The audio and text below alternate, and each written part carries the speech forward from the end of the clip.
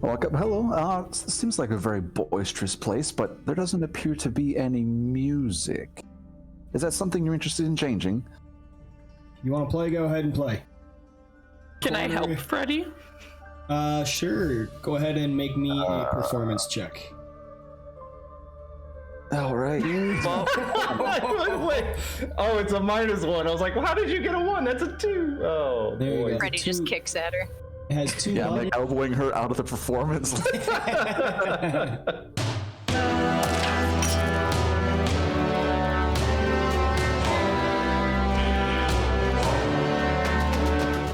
So, last time, we ventured out from the Dragon Hatchery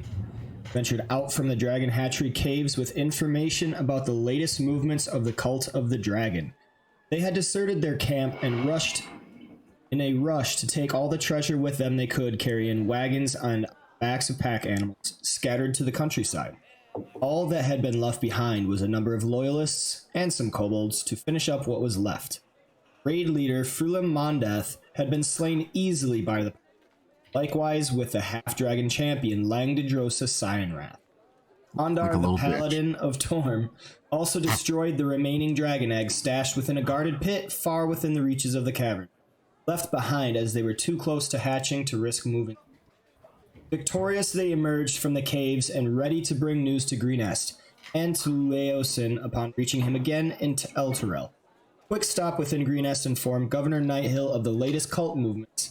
Proved worthwhile as Leosin had purchased horses and supplies enough to make their trek Elturel of E. Walamir brought to attention that he was leaving the party, and they all parted ways with prayers of good fortune, setting upon the trail to Elturel. A great radiant light was seen high above the countryside as the League approached the city. Excuse me. Freddy informed the party of the Companion, a light raised above Elturel in the 13th century to aid the city in its defense against undead, shining brightly above as a beacon day and night. Within, they were immediately directed to a pair of black antlers, where they would find Ontharr Froom and company. A few short stints of comedic events and tales of their travels was all it was to convince Ontharr to take interest in Ondar and his companion. Eventually, they were hailed and directed to a private room and met with both Leosin and the paladin leader of the Order of the Gauntlet. After some length of conversation about their news and gathered intel, Leosin asked the companions to join in on he and Onthar's initiative against the cult. They would be the spearhead set against Tiamat's forces, while Leosin's Harpers, Onthar's Order, and even the Emerald Enclave gathered support from the other leaders of the Sword Coast. Both offered appeals to join their ranks, with Ondar and Noct accepting the Order of the Gauntlet, and Freddy the Harpers on promises of aid and resources for whatever their needs demand. On the morrow, Ontharr promised a barge to carry them downriver along with their horses, and paying 50 gold pieces each allowance for their travel expenses. He also set a high standard for Noct and Ondar, allowing them access to his order's armory and the many armors and weapons he owns. So let's begin with some character introductions. First, we have a cocksure half-elf standing comfortably in any scene with plenty tip-of-the-tongue remarks to spare. Freddy, please tell us about your character. In what regard exactly? Just, like, do you want from my perspective or from his perspective? However you want to introduce him. Might be interesting to hear from his perspective. Just a short little introduction about Freddy. Gotcha. All right. Well, Freddy is a jack of all trades, master of none bard, who is out for glory, but wants to do it from the back lines. Right. Next is seen gathering herself along with the half-elf, though off to the side within the shadows to overlook the area. This smaller and slender figure sticks to the outside of the group, constantly watchful and cognizant of any approaching threat. Her clothing shows signs of travel amongst the woods and nature, away from civilization. Ireva, please tell us about your character. Ireva is a wood elf from the far north woods. She grew up in them, lived in them, and only left the woods on a mission from her people once they caught wind of the threat of the dragon being risen. And she ran into her companions with a mutual goal. And is just trying to complete that mission to get back and then get back to her people. Awesome. All right, so third, we have a member that is seen as a feral-looking human, bestial in nature but nonetheless friendly. This humanoid dresses in the leaves and furs of the wild as well, carrying only that which can be found in the natural world, except for a long and slender, curved sword. Hawkeye, unfortunately, is not here yet. A few good points. She is a shifter of the wild hunt. She is a druid. She is a druid of the stars in the new Asha's book. It'll be really interesting. Hopefully she can show up, show what's going on there. We'll be welcoming her if she does. We also see a mighty and strong paladin in glinting armor with emblems of Torm painted upon it approaching the dock in stride, with Onthar, the most notable emblem of which is his shield forming a great gauntlet upon its face into the shaped steel. He is conversing in length with Onthar about the dictates and dogma of Torm and Onthar's order. Ondar, please tell us about your character. Ondar Stillhawk is a human. He's male. He is a little over 6 foot tall, weighs a little over 200 pounds. He has dark blonde hair, blue eyes. He's very fit, very athletic, somewhat humble, dedicated to the worship of Torm and the Triad. And he was a squire to his maternal grandsire, Onred Thon, in the Loyal Order of Innocents. He is from Tether, was on his way to visit the Temple of Torm's Coming in Tantris when he discovered that there was something amiss in the Greenfields, and he has been traveling with this motley group of characters since then, doing good and destroying evil. Thank you very much for that. Last but not least is a large brute of a man, or half-orc, or is it part dwarf? Yes, it is a hulking brute of a man that you wouldn't like when he's angry. He too is walking with Onthar, though somewhat behind and his expression looking more dubious and dismissive than that of his paladin friends. Noct, please do tell us about your character. So Noct is the foster child, I guess would be the word, foster child of a family of dwarves, the Gravelskins. He grew up underground, working in mines, but at some point you're twice the size of everyone around you, and you just can't do that work the way that they can anymore. So after an incident, he decided to set out and find out what brought him to be a baby left in a tree stump for a bunch of dwarves to raise. He thought there was a barbecue in Greenest and went to go get him some food, and then found out the barbecue was people's homes. And since then has just decided to keep rolling with stopping that from being a thing for people. Love that backstory. This is the Tavern League, and they stand now upon the docks to the River Chianthar, as Onthar rounds up to his purchased barrage. Oh my god, I can't talk. Onthar rounds up to his purchased barge. As Ureva, Freddy, and Otto are kind of just hanging out at the docks ready to go there, seeing Onthar walk up with Ondar and... Ah, yes, of course. That is certainly my belief, and that of many of the Order. I trust you do not object, though I wonder about that one.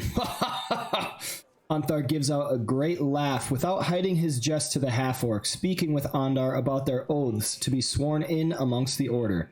He turns back to regard Noct. Does he respond, or what does he look like? I'm sorry, what's that? Onthar was kind of giving out a jest, and he turned back to you, talking about the oaths being sworn in amongst the Order. Maybe you were kind of off in your own world, wondering, like, what the fuck? Yeah, let's go with that. I certainly wasn't trying to fix something that I broke. Okay. Yeah, I think it's a lot to take in, but he's ready to take some oaths. I don't think he's ever had like that kind of pressure put on him because there was minor dwarves. They did one thing and a lot of people had different beliefs and nobody really made it a thing, you know. Y'all can actually open up Elturel map.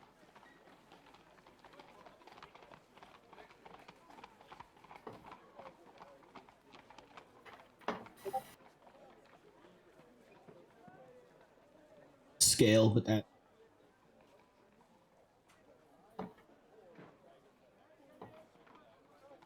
Yeah, sorry, I was trying to figure out why my AC was higher than it should have been. And I had to track that issue down real quick, so I was busy reading what the fuck happened. Now I got it.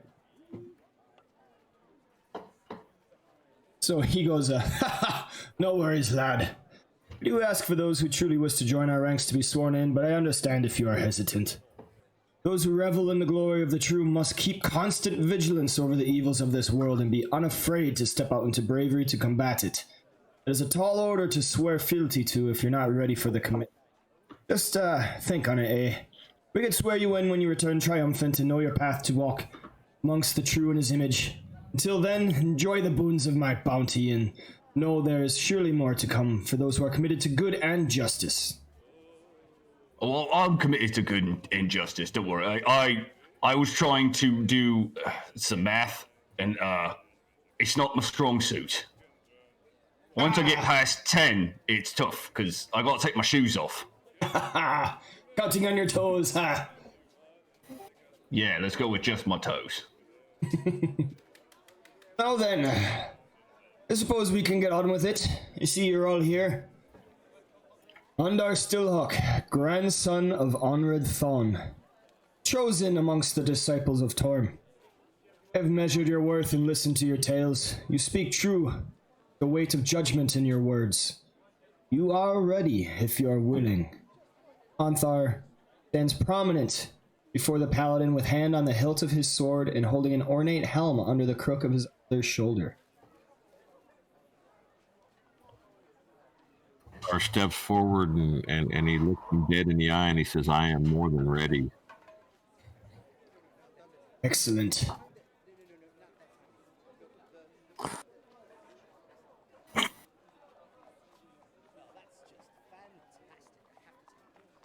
So he holds out a hand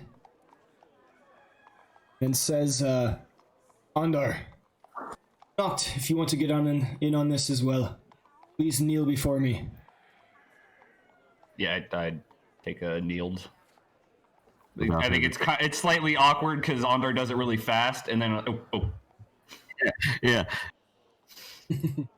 Andar takes his hand, his arm, and places it around Nock's shoulder as they both kneel. One significantly more hesitant than the other. more confused than hesitant. Okay, Anthar turns his head upwards slightly to the heavens, closes his eyes with his own right hand clasped and raised upwards in the sign of Torm.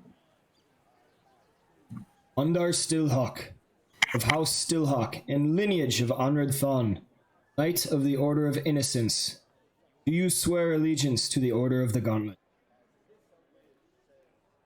I do. Hot Gravelskin, in to the dwarves and the men, the good orcs of this world. Do you swear allegiance to the Order of the Gauntlet? I do. Both of you. Do you swear to uphold the laws and traditions of all goodly peoples, to protect them against any evil that seeks to destroy them? I do. Do you swear to hold yourself to the highest sense of strength and bravery, to inspire others into action upon witnessing your feats of bravery? Yes, I also do. Every time Andar's like nudging Nock, like, you know, say it. Giving him a little elbow. He's got his arm around his shoulder. He's just kind of like, you know, just pulling him a little bit. I was gonna say it. You. They're in unison. He's trying to make sure they're in unison. It's like the. Well, you gotta give me a second then, because you're doing it really fast. It's like the church boys in when you're having mass. Do you swear to hand out judgment swiftly, in fairness and equality, to strike with vengeance upon those who would take advantage of the good and righteous? Without doubt, yes. I do, yes. Do you swear to act in defense of the worthy, to punish only crimes committed, seeking with patience until the evil shows its face? Punishment, an evil act is just. Punishing an evil thought is. Yes. Yes, yes. And do you, Ondar Stillhawk, swear to fight until your last breath against those that would mean harm to all the goodly folk in the world, and to continue on to shield others from harm, even if it means your death? Without doubt, yes. Do you, Knocked Gravelskin, swear to fight until your last breath against those that would mean harm to all the goodly folk in the world, to continue on to shield others from harm, even if it means your death? That sounds like a good plan. I have to say yes. Oh, yeah, yes. I, Anthar Froom, First Lieutenant of the Order of the Gauntlet, Paladin of Torm and Overseer within Elturel, accept you, Ondar Stillhawk, and Knocked Gravelskin within our ranks. You may stand as one amongst your brethren. And then Anthar waits for a moment as a small smile appears on his lips. Ah! Never thought I'd meet a son of the Thorns. No reason to travel out east yet in my life. Fortune smiles upon me this day, and he clasps Ondar. He looks over to you, Noct. He's like, ha! And of course, the Orkin. Always a wonder exactly what path they choose to take. I'm glad you are on my side, and he reaches out his hand for a clasp. Yeah, I reach back and give him a good hearty shake. Excellent. I'm really giddy now. Right.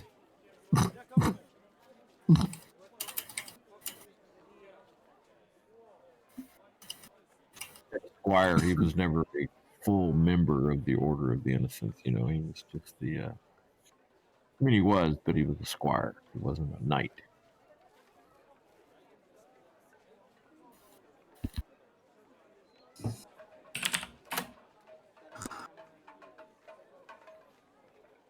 Can you guys hear me? Yep. Yes. Hey, There's our girl. There we are. welcome to the party. Sorry, I've been having computer problems. At that. I mean, I had to talk to Freddie while you were gone. Wow. Right, so just gave a couple of short introductions with the party members who are on the docks, Elturel, where Anthar Froom has just initiated Ondar and Knocked Gravelskin into the Order of the... Do I have my horse? Yes, you all still have your horses. Okay, I'm happy. We basically just witnessed a wedding. Yes. Nice, Nothing nice, is nice. because it's very. There was lots of I do's and do you solemnly swear and sickness and health and someone got giddy. I mean, Right, and Leosin is walking. Not too late, am I? I see. You two are initiated. Good, good. Aha, got it. When? I should be.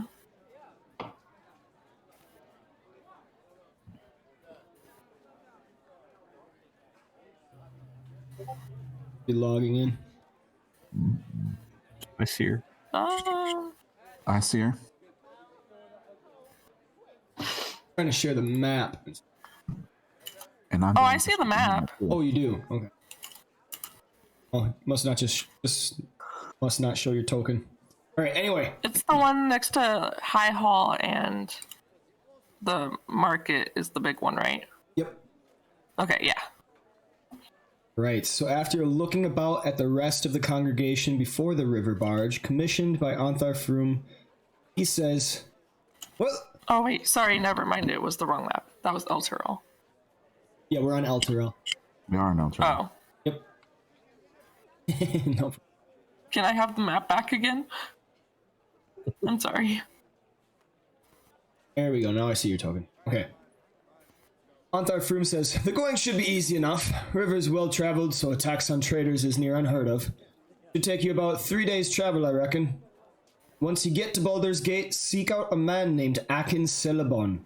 He operates an equipage business out of Blackgate. He's the contact.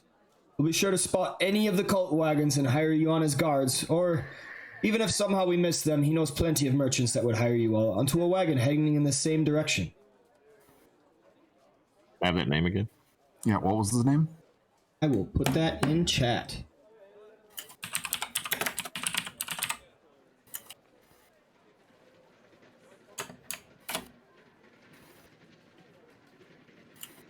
Oops, that is not it. It's a Laban, not V.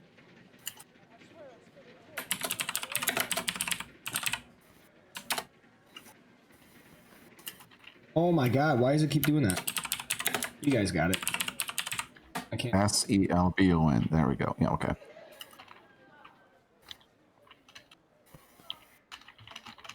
Then Leosin speaks up.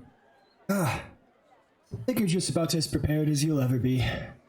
Maybe, perhaps change up your appearances a bit, so you won't be recognized by any of the cultists? But maybe you'll be fine. I tend to err on the side of caution myself.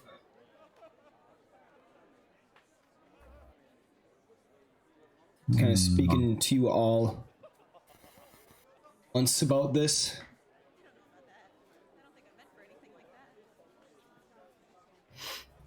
I'm not sure what you mean by change up our appearance. I'm not Yeah, getting we do my have skin the- color changed. Outfit that we found. Oh, nothing outrageous, to be sure. Something as simple as changing the color of your hair, for instance, maybe, or just a change of attire. There will be lots of people about, easy to be missed in the crowd. You just don't want any identifying features. You mean like this? That's his Yeah, shield. I think he's talking about you, Ondar. Yes, too. Yes, my friend. Leo-sen, certainly I apologize if I intrude, but yes, maybe. That's entirely up to you, though. That's Irish shield. I will not part. Understand it. Yeah, We've been in much worse situations where we wanted him to just not wear all that armor and he refused, so he's not going to do it for you. Surely. My apologies, Sir Knight. And He so, called that. He stands up a little straighter. and so, with some final farewells, Ontharr is talking with the boatmaster. You are all able to climb onto the barge along with your horses. Come, Intrepid.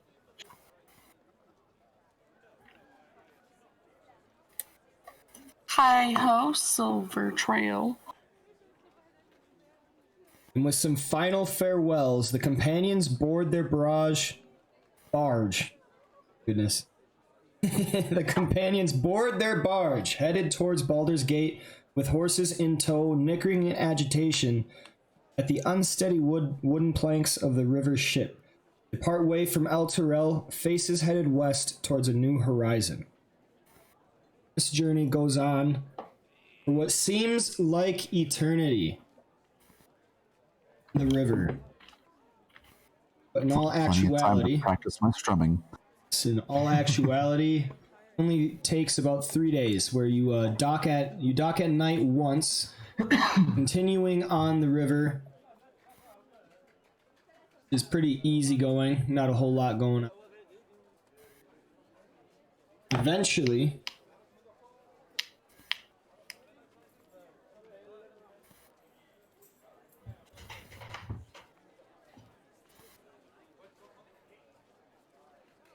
last, you reach Baldur's Gate. Ooh. It's a city cut into a natural harbor. Even see a gate eastern that you are approaching. Yeah.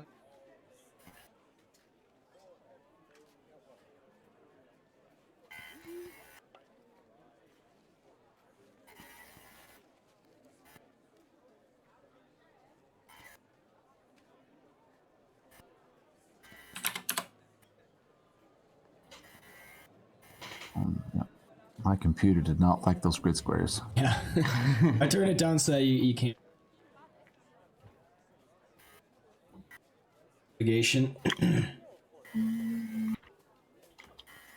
Baldur's Gate is a bustling center of trade with goods coming from north and south by wagon, along the tradeway and by ship on the Sea of Swords, and from the east along the River Chianthar from Cormyr and Sembia. It is a big trade hub. Situated on a prominent bluff next to the river overlooking an excellent natural harbor, it is divided into 3 distinct segments: the upper city, where the richest and most influential citizens live, and where the city's marketplace is located, called the Wide. The lower city, which surrounds the harbor and where most of the city's merchants live, conduct their business. The outer city, which lies outside the walls and where most of the city's laborers reside in conditions that vary from crowded but clean to squalid. You guys get to the docks and there are tradesmen and not guards, but like attendants to the docks and everything just all over the place. We go shopping. We're at on the map. Would we be landing?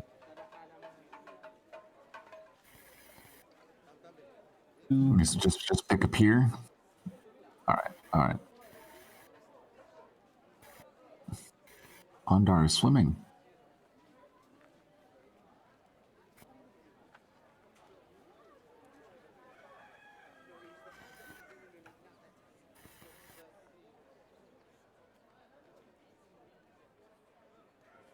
All right. I gather up my things, my horse, and I walk out onto the pier. Right. There are quite a few boats around and workers taking supplies and boxes and all sorts of things off of other boats and dividing them up amongst the pier. Perhaps the largest city I've ever seen. This is now officially the largest city I've ever seen. Every city has been the largest, though, so I guess good for them. Is there a bigger one? If I see that, then this one gets knocked down in level, is my point. Stories of a place called Waterdeep. Where's that at? North. Well, I guess we're going north, so maybe I'll look at that and then let everyone here know they don't have the bigger city.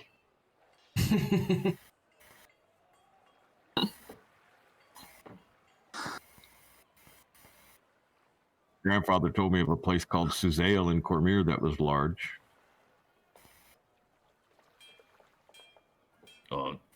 I'd like larger than this, because, I mean, I don't need to add at the bottom of the list. I gotta add at the top.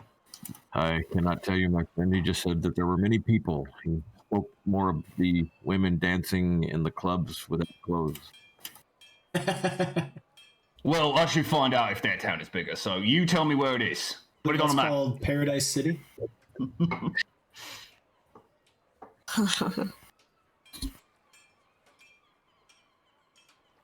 Far to the west. East. To the east. I was gonna say.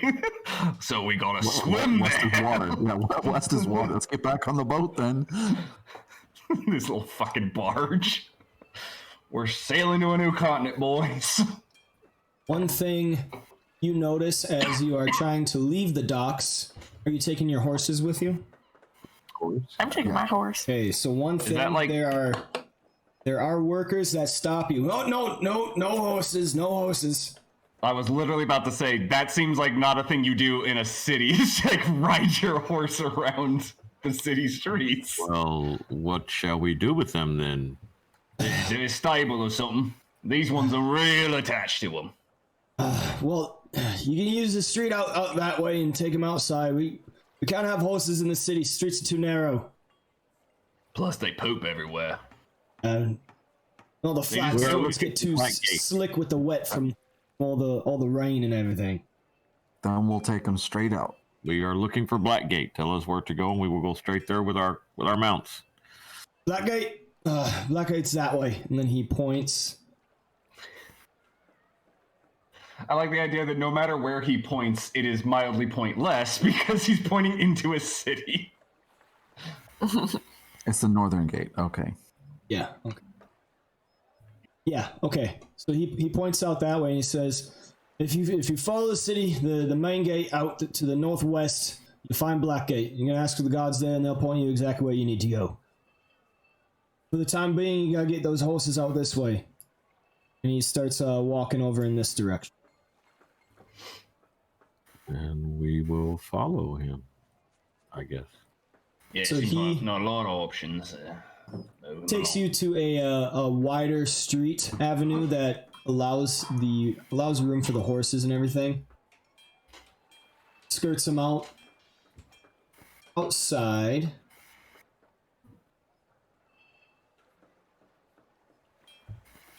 Where you can find a stable.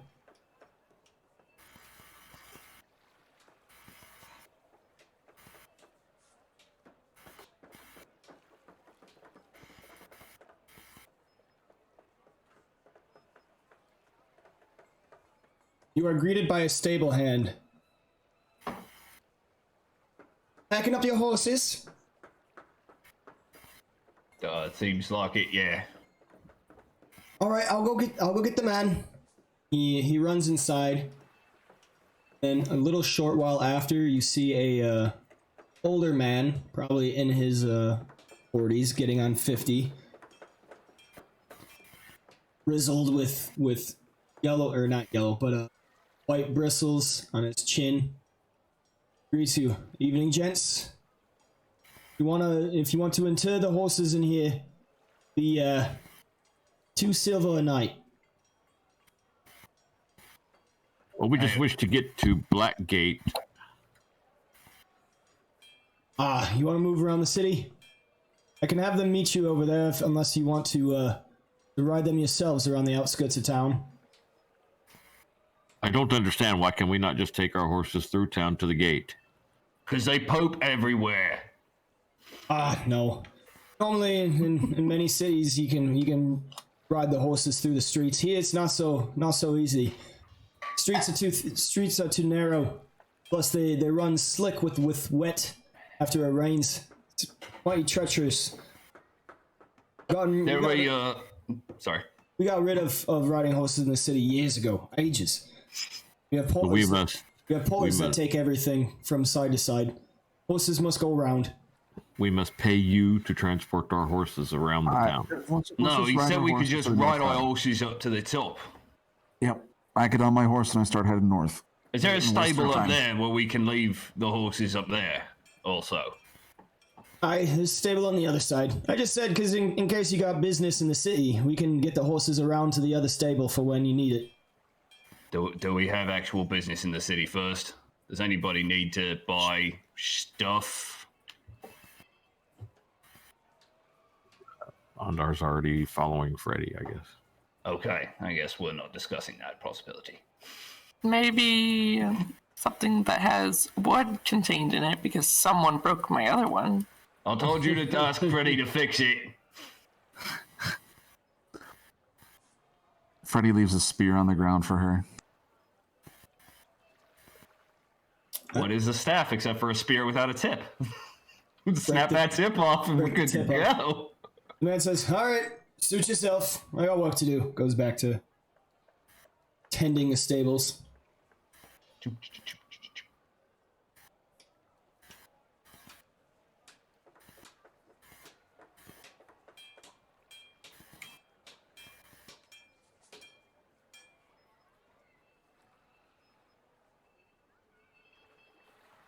God. You guys can't just like let me move you all at once. Sure, if you want to. Probably be easier since we don't know where we're going.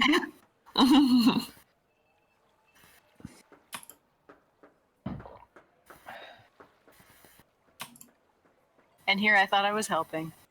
Right?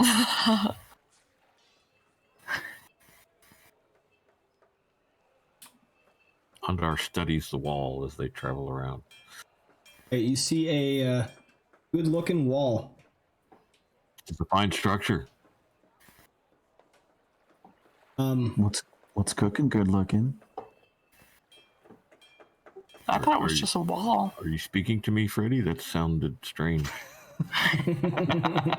No, the wall. He said it was good looking, and I'm a bard. I meant that. Oh well, yes, that is true. You would be looking for some place to place it, wouldn't you?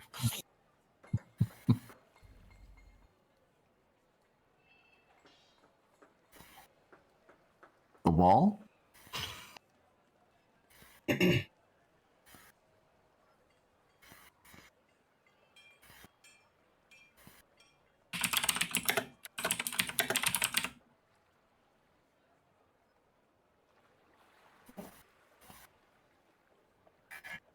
While we're riding, Andar is taking some cloth and covering the face of his shield with it.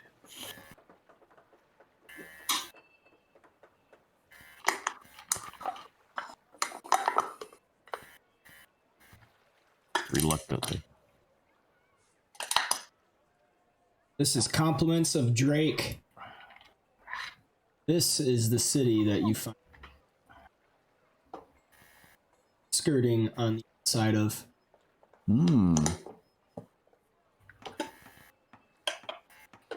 Very. Oh yeah. Don't like it. It's looking. too big. Yeah, it's quite choked with people. So you all yourselves on the outskirts of the wall. It takes you a while to move around, but you eventually make your way to the gate where you actually see a lot of men carrying goods and then dropping them off nearby. Be divided up to wagon teams and other merchants. You, Border. Hi. I'm looking for someone by the name of Akin Selbon. Akin? He's right over there, actually. He points to a merchant man who is directing some of the porters with goods. I thank him and give him a copper piece. He looks at you with wide-eyed, like, holy shit. Thank you kindly, sir.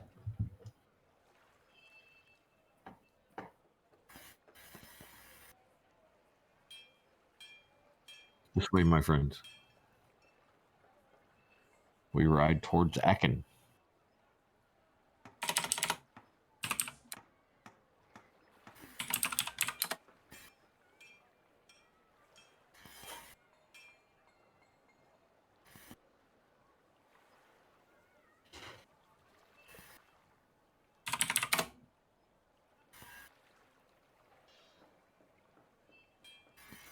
It was Onthar that gave us the name, right? Yeah. Okay. It's all good.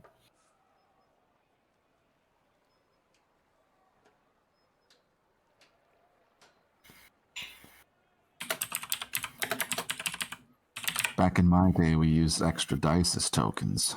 Whatever we can get our hands on, right? You know? Scraps of paper. Okay, guys. This stapler is the dragon. Yep. Done that. There is Akin.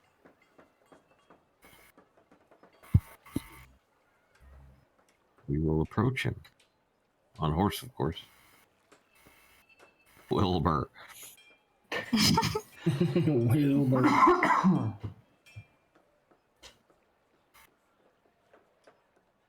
Is he human? Yes.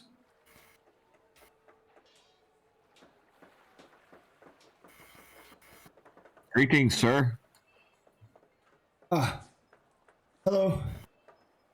He's quite busy, like looking at boxes and checking off stuff on his list and everything like. I bring you tidings from Onthar Froom. And all of a sudden he looks up and Anthar. Been a while since I've heard that name. Who might you be?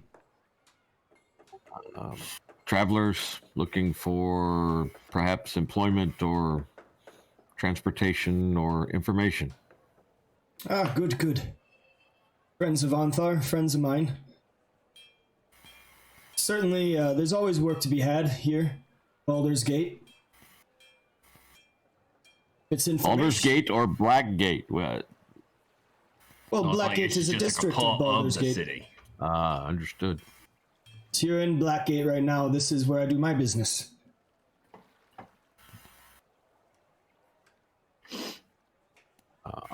Ondar will dismount and approach him and shake hands with him. Well met. Well met. Perhaps there's someplace we could speak in private. He looks with a little bit of irritation. Well, if you're friends of Anthar, I suppose. Hey, Sonny! I don't want to get this all figured out. He kind of calls out one of his aides and hands them the parchments, the pen, or not the pen, the quill and ink. Follow me, I'll take you to my shop. I'll follow him.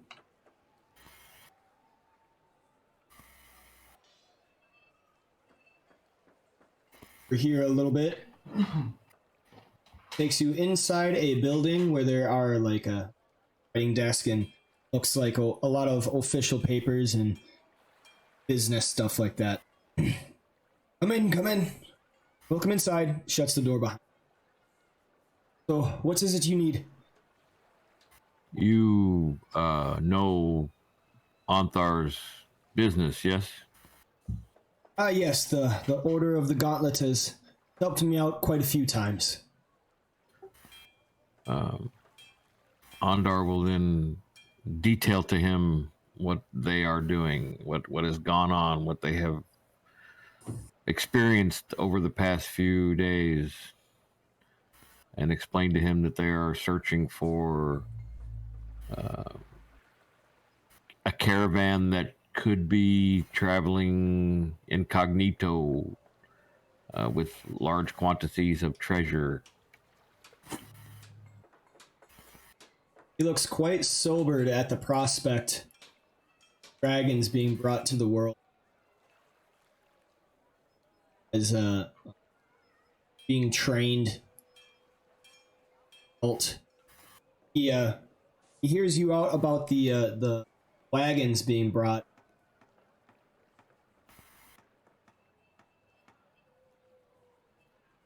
Yeah, I hear you. Yeah. I can.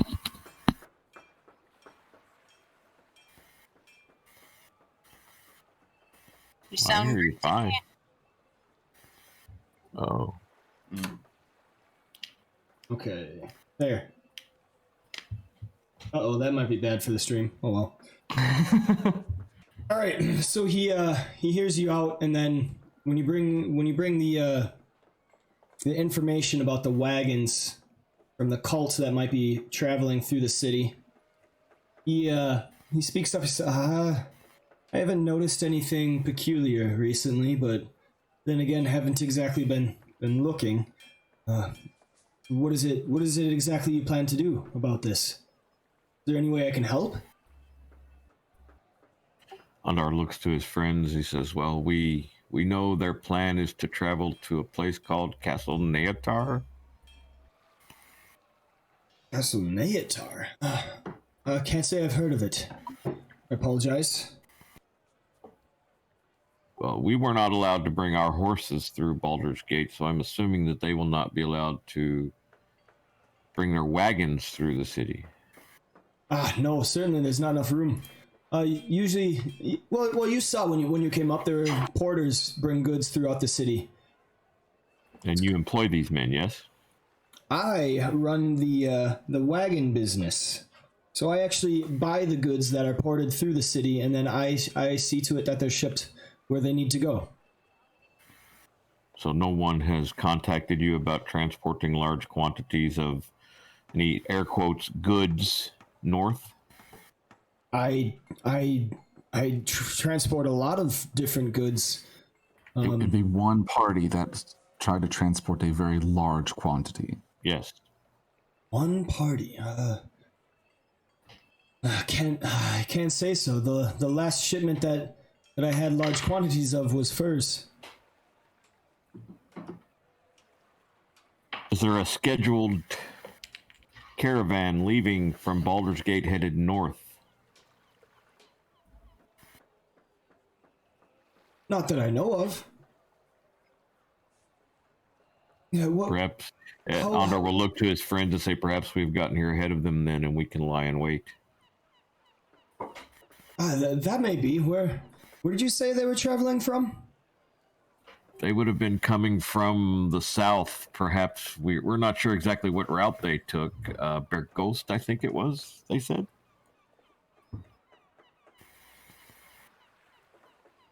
Yeah, Baraghost.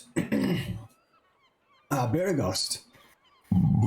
How long ago? And then he has like an abacus and he's like ready to start doing calculations and shit. This If looks they would to have be came, this looks to be his forte. if they would have came through, it would have probably been within the last day or two. I know, but I'm very good with calculating distances and time. It's my business. Where exactly were they coming from? I may be able to determine what time they would have passed through. South of Greenest to Baragos, then to here. All right, and then he pulls out maps and he's kind of doing the Rain Man thing. And you say that was how long ago? I don't Bruce remember. isn't sure, so roughly a 10-day, perhaps? Well, it was Well, it 3 took us days, 3 days on the boat. and then it was another 4 days on horseback. So, yeah, Right. roughly a 10-day, yes. Yeah. A 10-day? Oh, they certainly couldn't have made it here by then. You are fortunate. So who would they contact to transfer their goods from outside the city to through the city to you?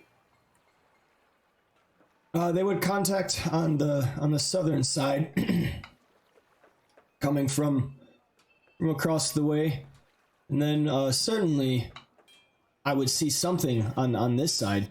You see what happens in the business of Baldur's Gate. It's actually quite ingenious. Then he starts talking about his business, basically.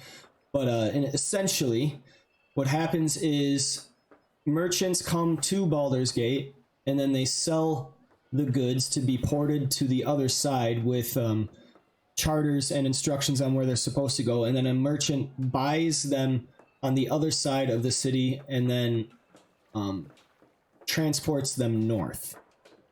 I don't think they would be interested in selling what they're transporting. And They then would all of a just buy it sudden, right back. and then all of a sudden, his face that was lit up kind of goes dim a little bit. It's, I suppose you're right. Cultists, they'd want to keep it. I suppose they could likely port it through the city themselves and then pick it up on this side. It's not entirely unheard of, though it is queer. That could be a way that you would spot them out as well. Exactly. And Where he looks very, very happy and content with himself. He thinks he's helping. would be a good place to position ourselves to intercede with them? Right here, of course, in Blackgate. All the northward bound come through this gate. You would definitely be able to spot them coming through the city, and then I suppose I could hire you out to go north with them. It's typically what happens. They form caravan wagon trains, and they each wagon master, each merchant hires their own guardsmen. Yes. I was traveling with one such caravan south of here when I got involved with all of this. Ah, good. Then you Seems know the easy business. enough. I Was that And it Freddy? seems easy enough. Yeah, it seems easy enough. We wait for him to come here, we join their caravan, and find out where the fuck they're going. So if they are going to assemble a caravan, would they contact you or another agent in Blackgate? I am the main agent here, so I hear about everything, even if it is not directly me that is forging the caravan. I would certainly hear about it, and I could certainly direct you in the right direction. Ondar opens his pouch and takes out a couple of gold pieces and says, "You will keep your ear to the ground and let us know if someone forms such a caravan." Yes. Certainly. Where will you be staying? Can you recommend a place? Let's see. Right within the city walls, I think you could. Find good room and board at the Wet Dog. Don't bother with the name. It's an old joke of the city. Sounds like not. Well, please share it. Is that in Baldur's Gate or outside Baldur's Gate? It's within the walls. He gives you directions that would take you to like right here. Is there some place where we could board our mounts? Because obviously we cannot take them within the city. I can take care of that. No charge. Thank you. Of course. Make sure to tell Onder. Make sure to tell Anthar all the help. Yes, I will ensure that he knows of your assistance to the order. Good. Need to wipe off a few debts with that man. And then he basically tells you that he's going to find a place to board your horses until you wish to grab them again, and then tells you about the Wet Dog, the bar or the tavern within the walls.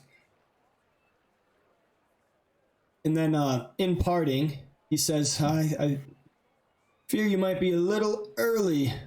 Might be a few days before they can reach here, but should be within a week.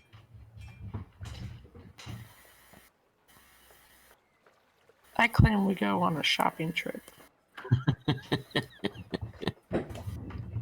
D&D and shopping, you gotta love it.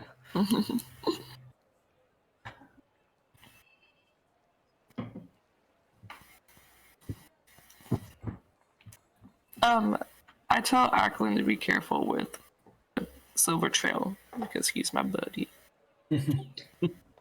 Of course, madam. He will be well taken care of. I know the stable master myself. I do quite a few deals with him. All right. All right. So you guys have the entirety of Baldur's Gate to search if you wish. All right, so it's off to the Wet Dog. Ureva basically just silently follows because she hates this many people in this big of a city.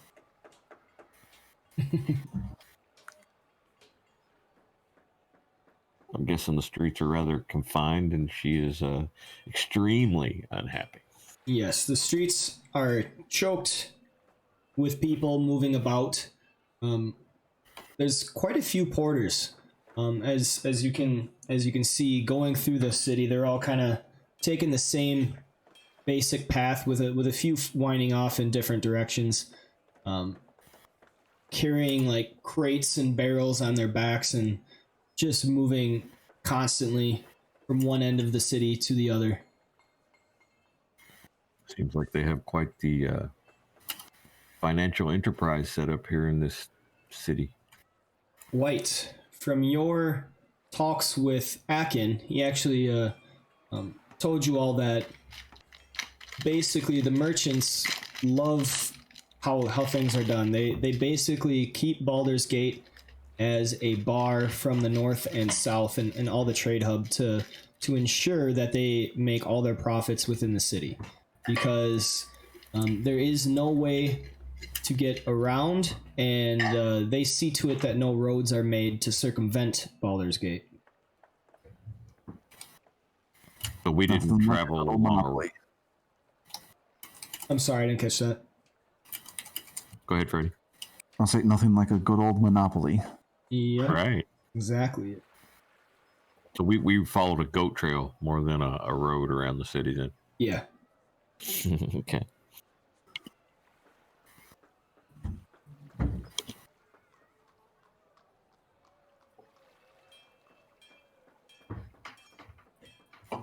Do we make Ondar it would to be the, interested in finding a weaponsmith. All right. He's going to replace, his grandfather's sword is being worked on in El Toro. He's going to get a new one and give Noct his back. I got one from Onthar. Oh, you did? Yeah. You don't want yours back? I got that randomly at Green Nest. No, you're good.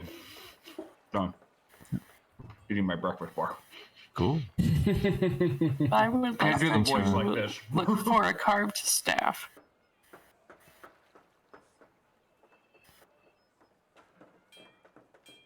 I think Freddie would like to use this time to earn some coin by performing. All right. You know, find an inn that's willing to hire him.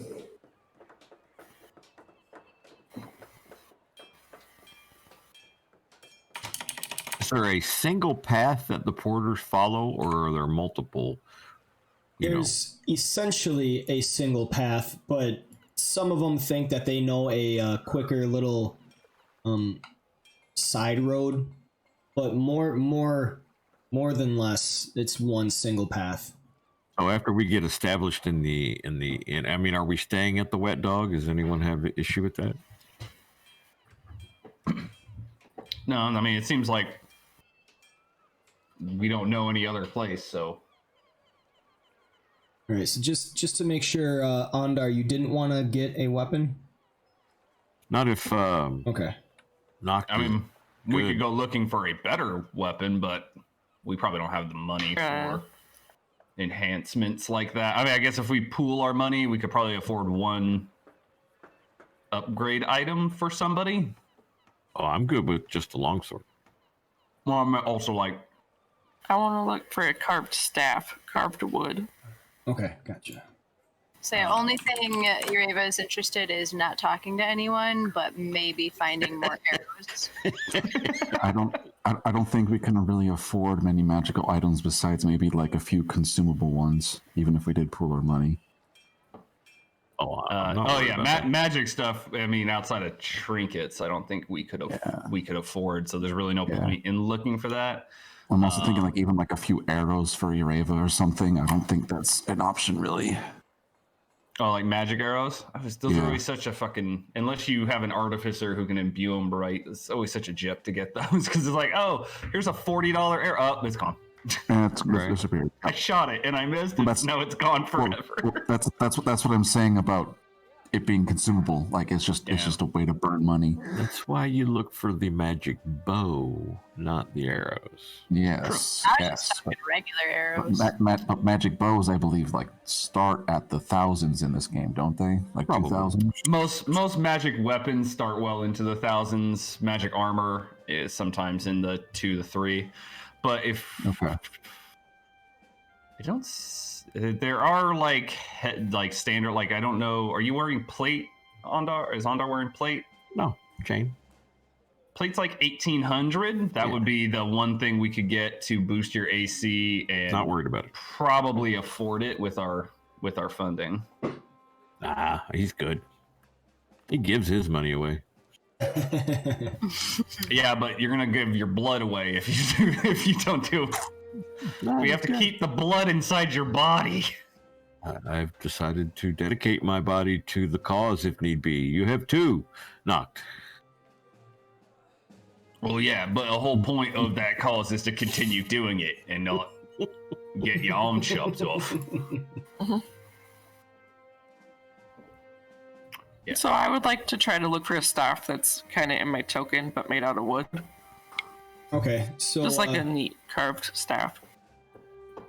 curved or carved? I think she said carved. Like, Carved. you know. Okay. Yeah, you can definitely find shops. It has around.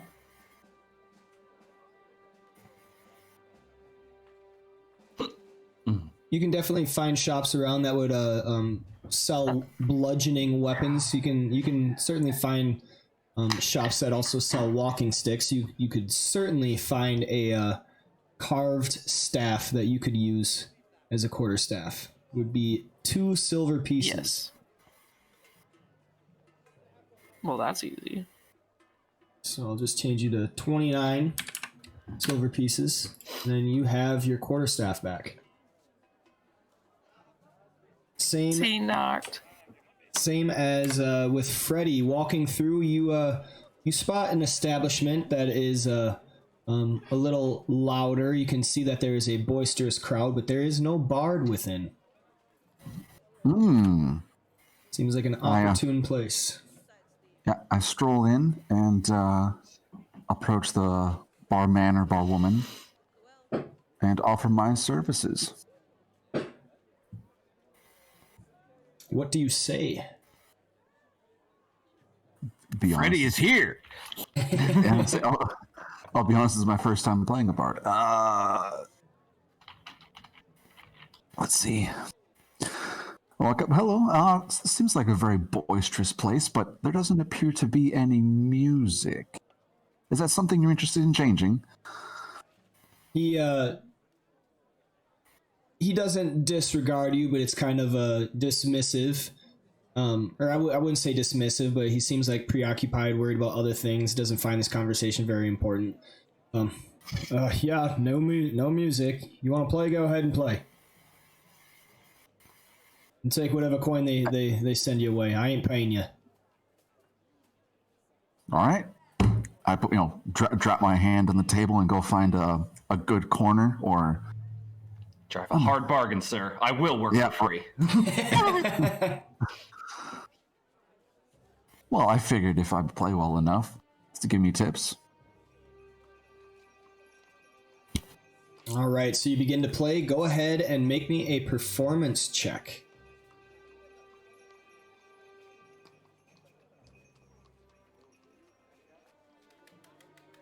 Ooh. Good show. All right, so Freddy. I am okay at this skill. Just a +9. Freddy strums on. Do you have a lute? I have a lute. I have a harmonica, and there's the third item. Maybe I forgot to pick it. Anyway, I got a lute and a harmonica. All right, which one are you using, or are you doing them both? It's got that one-man band with the strings attached to your legs, so you can bang on the No. So honestly, I'm thinking of using both. Right? I got the harmonica with my lute going, and then I can rap on the bass of the lute for percussion.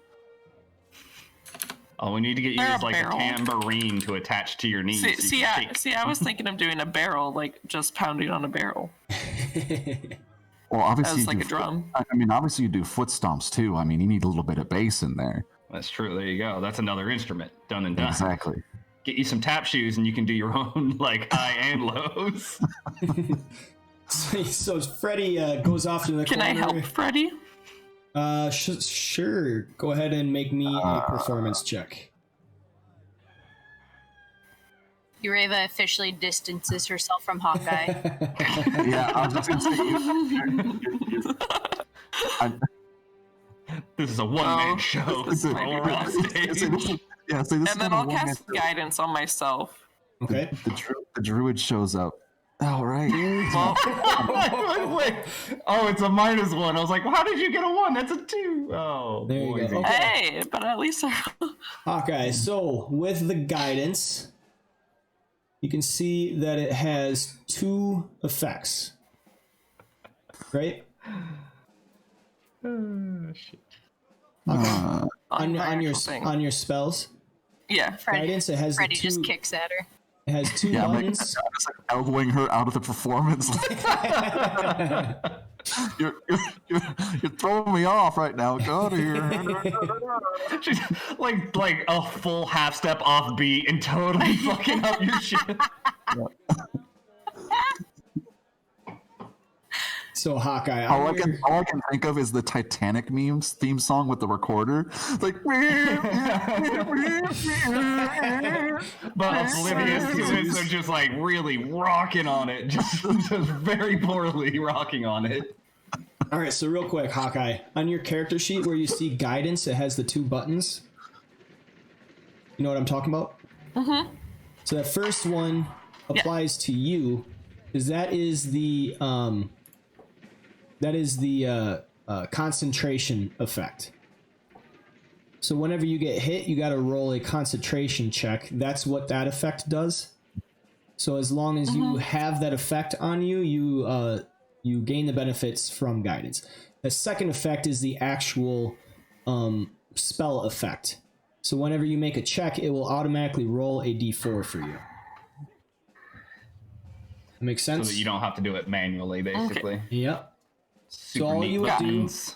All you would do is whenever you cast guidance, you would click the first button and then you would drag the second button onto whoever you're casting it on, and then they have the use of that. So go ahead and roll another performance just so that you can see what that looks like.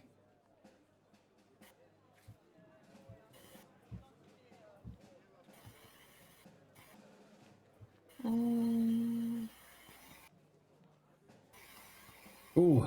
Oh, that's a shame. Oh, whoops. That didn't go in. There we go. Okay.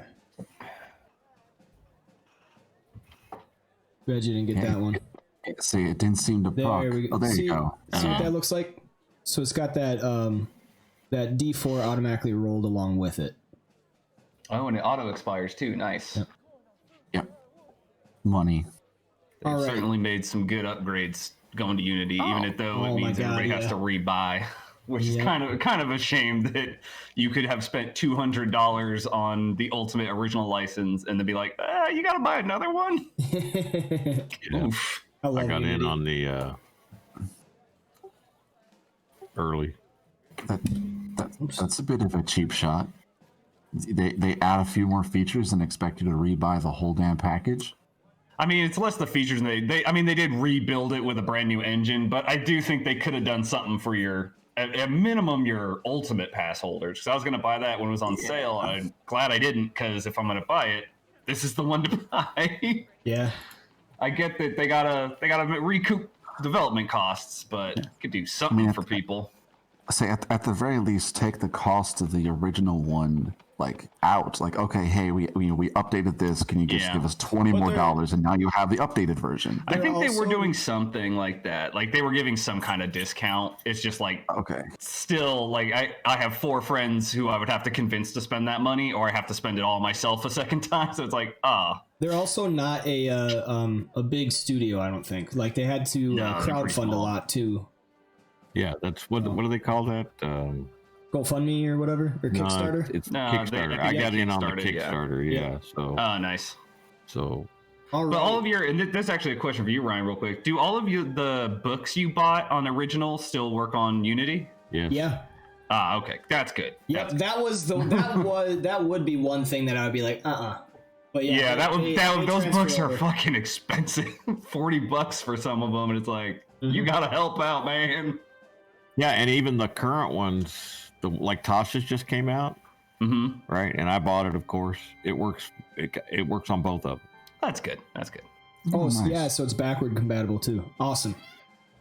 Okay, so here is the scene. Freddy walks up and he's, gallivanting and everything. He goes to the side of the room, finds a barrel, puts one leg up on the top, and strums a single chord. And as he does so, the tavern and the patrons kind of quiet down just a little bit to look over and be like, what the hell? And then I don't know her name, but that one congresswoman that kind of dances up to the podium all awkward and everything, and they memed the crap out of it. Oh, the British one. Yeah. Here comes Hawkeye, like, dun, dun, dun, dun, dun, dun, dun, dun, and Freddy just like puts his leg out and then just like stops her like no, and then just begins to keep playing.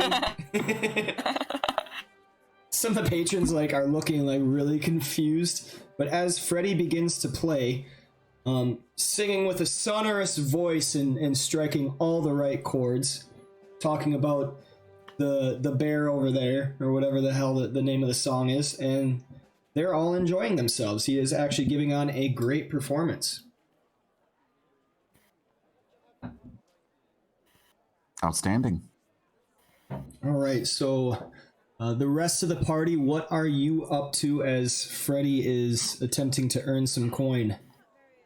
So did he go into the wet dog or just the first sort of bar that would let him? So you were, let's see, you were walking through the city, kind of getting your bearings. We'll say that you were like right here, and he just walked into a random establishment that he noticed there was a lot of boisterous talking. His bard senses were tingling, telling him that there were wet lips, heavy with ale that needed some entertainment. I think Noct would have shrugged and followed him in and Right. just went up to the bar to start drinking. Ondar will be spreading the word of Freddy, giving his name. That's Freddy. You all have never heard him? I can't believe that. He's a great bard from somewhere I don't know where, but that's Freddy. From places unknown. He's got a great mustache. He used to be in a band called Queen. Yeah, I was getting ready to say that. I was getting ready to say Oh my that. god. The band formerly known as Queen.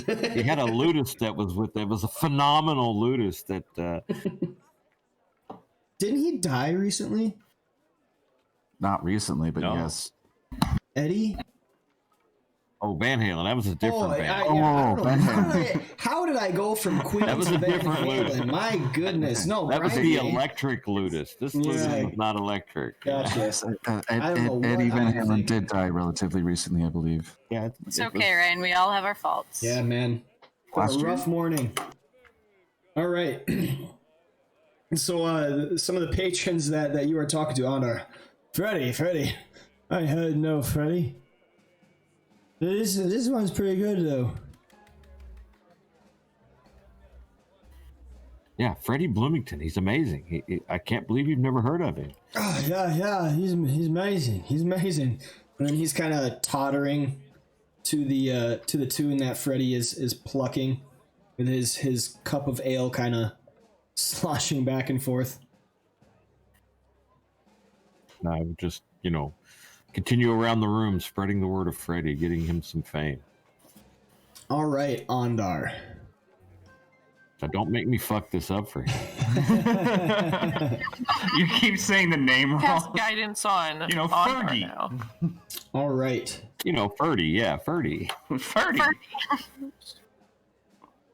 Hawkeye, go ahead and drag that second one onto Ondar. I'm sorry, Freddie. The check with the 1d4. That second button. And then, yeah, I was just trying to. And I put it onto Ondar, right? Yep. Or I just roll it. Nope, put it onto Ondar.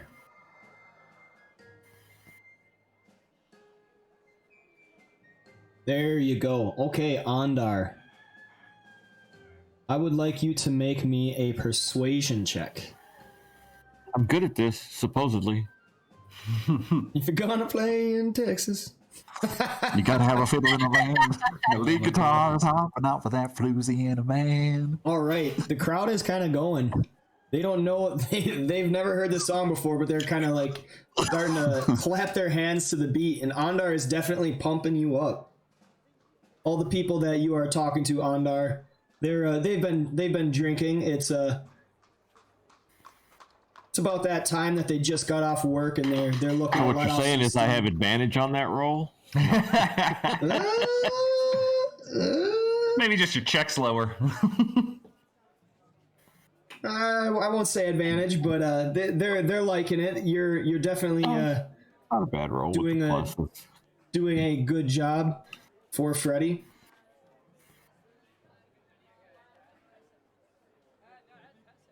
trying to be my agent. Is that the idea? Yeah. Seeing the rest of the party In the builds background.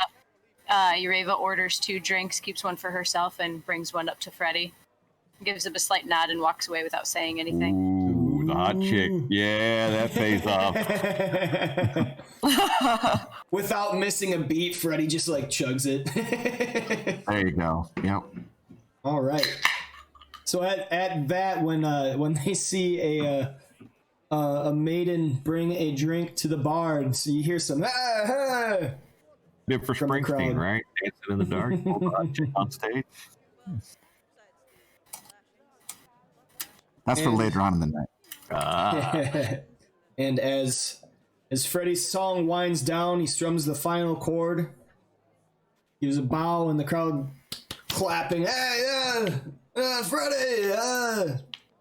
You hear your name called. Oh. All right. Fergie Blumenthal. Yay! Well, I guess, I mean, look, we got to keep this party going. We got such a hot start, right? I hear my name called just by the crowd or by like someone trying to get my attention. By the crowd. Okay. Seems like they have picked up your name somehow. Strange. All right. Well, I mean, Just having a mug.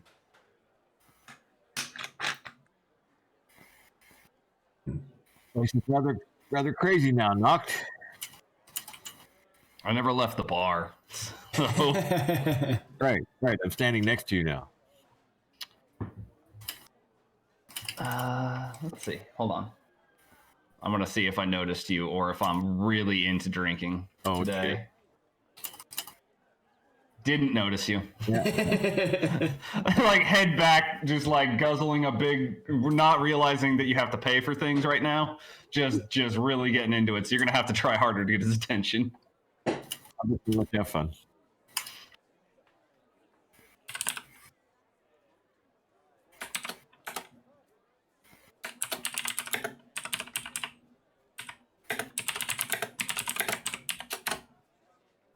All right. Are you done playing, Freddy, or continuing no, this? I'm still going, trying to get money out of him. All right. Roll me another performance check, this time with advantage. And then I'll cast guidance on Freddy now too. All right. I have to go back to the.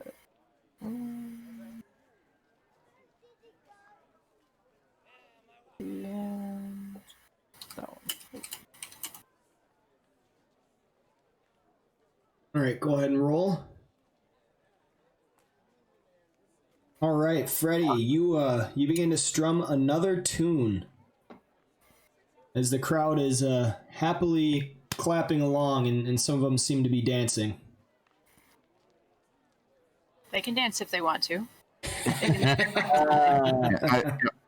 For now, I'm definitely keeping the music like upbeat, lively, party-esque, jiving folk songs.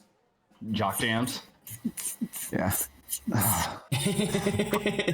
All of a sudden he just starts going. That's when beating the drum would happen. I don't think quite techno has reached this area. All right, yeah, the crowd is loving it.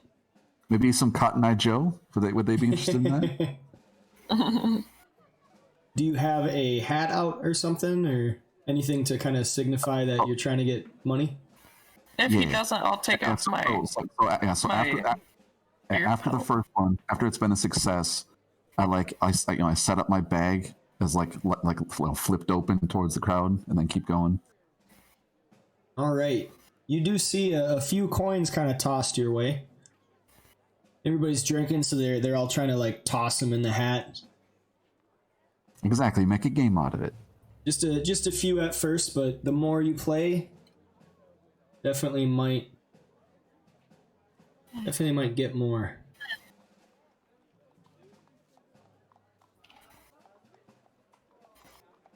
Well, Ureva. Yes, Sandar. You don't seem to be enjoying this.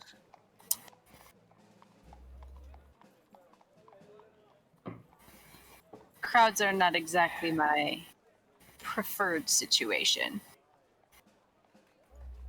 But it is good to see that our comrade is having success. Hawkeye keeps touching him at key moments in a non-sexual way. What?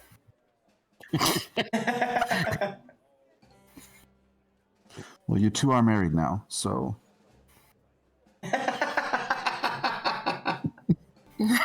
Okay. oh, you missed it. They went through a little ceremony together.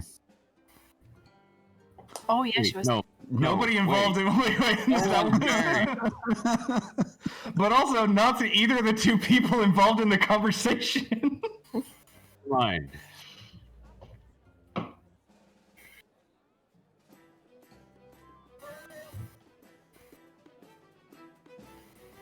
Okay, so you guys clearly didn't see my messages in the Fantasy Grounds chat then. If you Oh no, I scroll saw him, up- but he's talking to Ureva about Hawkeye and you. I'm Oh. I'm not a part of the conversation, so I think that's why Hawkeye was confused. You made it sound like they got married while she was offline.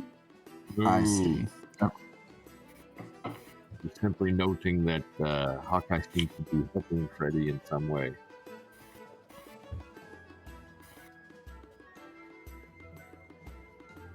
I couldn't hear you. I don't know if it's my Discord or not. Could be mine. I sometimes have a bad connection. I could hear you. So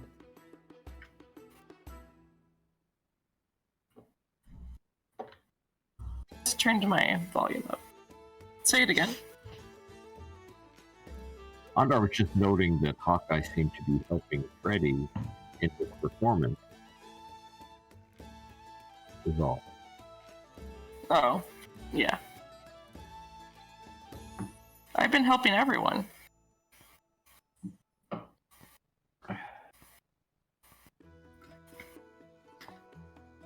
Go ahead, you guys are setting the scene.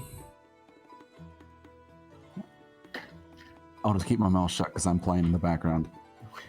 Right. fucking rip over in the corner. But otherwise, I was making sure Ureva was okay. Because she was just like... I mean, that's the one I've been sticking with this whole trip. And, like, I thought Hawkeye would pick up that she's not having the best of time. So, like, I would just go over her to sit down and, like, just hang out with her to try to give her some comfort. She's okay. She's just a little bit more solo than the situation. Mm-hmm. Have yourself a corner, right? Yep. I want to do the same thing that Freddy's doing, but like a magic trick Okay. with changing, or like we could just put on a whole show with, but my strong suit is animals. So I don't know if there would be like an animal, like a small animal outside. It's probably rats. I mean, or a bird. Yeah, I would say there's probably a pigeons flying around. Probably see a pigeon on the roof. I don't know what I would do with the pigeon though. Let's see. You have animal friendship. There's a I spell. do. And I mean, I could use my wild shape because I don't feel like we're getting into a thing here soon. Let's do...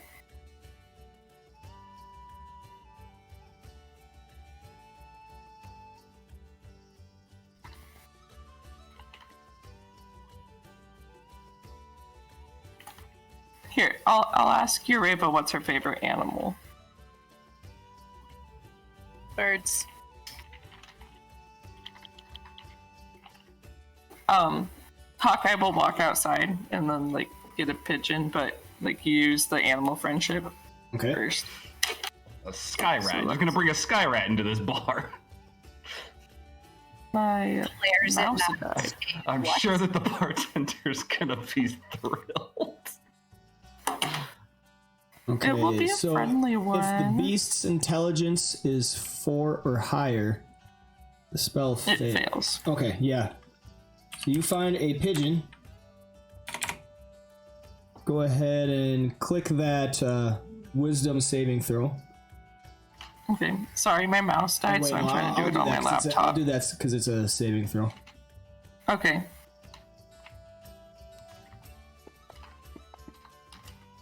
Oh yeah, it fails. Rolls a 1. All right. All of a sudden, the pigeon, right as it's about to like jump up and fly away, the spell's effect takes hold, and it stops, peers down at you, cocks its head, and then it flies up and kind of flies down right up on top of your shoulder. It seems to be friendly to you. I walk That back. is a first level spell slot, so make sure you tick that off on your Yeah. character sheet. Sorry, I'm on my laptop right now, and my wireless mouse died, so I'm using my touchpad for that. No worries. And then I'll walk back inside and like show Eureka the little pigeon on my shoulder. Ureva shows the first moment of joy since they arrived in the city. The pigeon hears the music and it seems to be kind of cocking its head slightly back and forth to the beat. Oh. Like that one of those like cockatiels that when it played like metal music just like headbang. Yeah. Real life, my future bird. All right, Freddy, if a couple more coins are being tossed over by you. I like it. So I'm going to start adding prestidigitation to this mix. I can make faint musical notes in the background to echo and amplify my performance. Very nice. Hit the wah-wah pedal through magic. Exactly. Little bit of distortion, you know what I mean? He starts hitting that ball, going wow. All right. I would like you to make me another performance check with advantage, Freddy.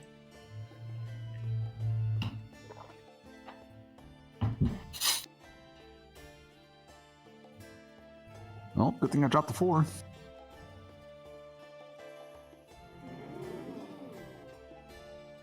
They see all the little musical notes, and then their eyes kind of go wide to all this music going on with this show. They are loving it. Can I have my pigeon fly over on like Freddy's shoulder and like dance to help with the performance? I don't know if that. You can speak with animals, right? That's part of being a druid. I think so. You have One of the circles Druidic. gives you that, yeah. yeah, you have druidic as a language, so you could certainly like talk to the pigeon and try to convince it to do so. Yeah, I'll like it sounds bad, but like whisper in the ear, and I don't know if like birds have. Anyways, so I'll just like whisper it to it, and then like try like hold out my hand and like have it go towards Freddy, or like walk. No, I'll walk over towards Freddy and like let the pigeon named Greg go on Freddy if he'll allow it. And then I'll whisper to Freddy, he's a dancing bird. He's good. I eye it a little warily, but just let it happen. So, the pigeon's kind of cocking its head back and forth to the beat a little bit, and it seems to be listening to you, Hawkeye, as it does flutter over to sit on Freddy's shoulder, and it's just rocking its head back and forth to the beat, just like those cockatiels. and the crowd laughs a little bit, and they're all pointing.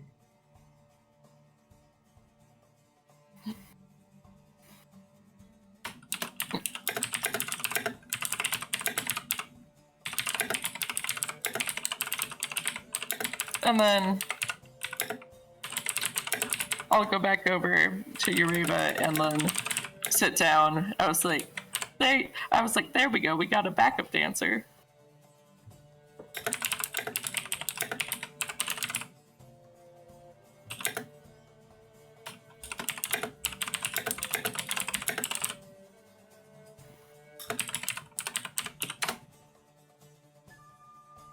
All right, more coins, more coins.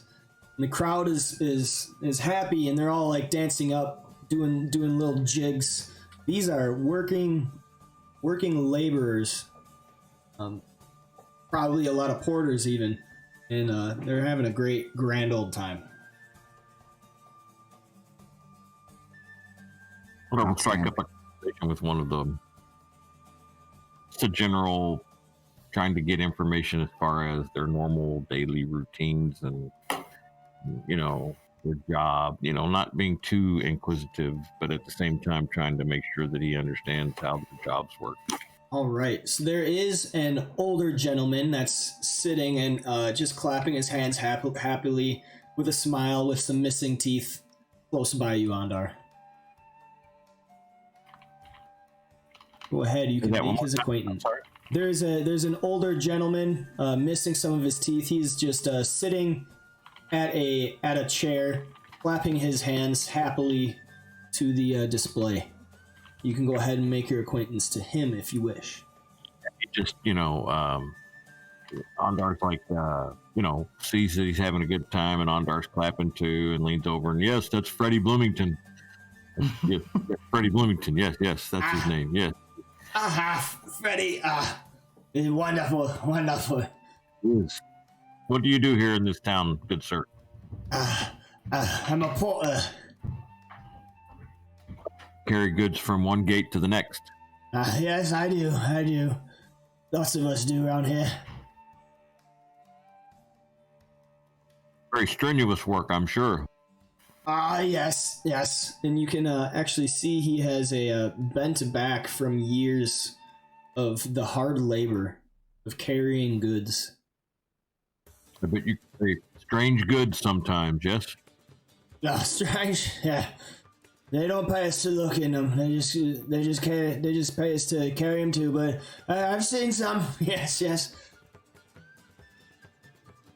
Saw me a shipment of strange weapons this one time, and he goes off into a story about like some of the strange weaponry that he's seen, curved blades and hooks and assortments of stuff. He's only thing you need is a good sword, I reckon. Yeah, that's strange weapons indeed. You know, feigning interest because definitely this is not what he's looking for. He's just clapping along to himself still, smiling and looking around at all the people having fun. So he will try to discern the normal path, where he's trying to figure out what the normal route of travel and how long it takes and that kind of thing. All right, give me 1 second.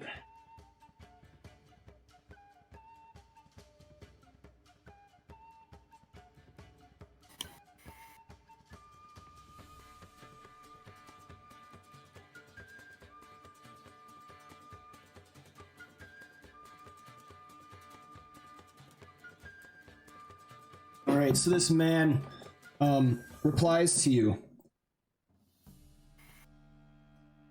Well, the goods are dropped off at the outer city, and then carried by us porters and just reloaded onto different wagons to go wherever they need to go.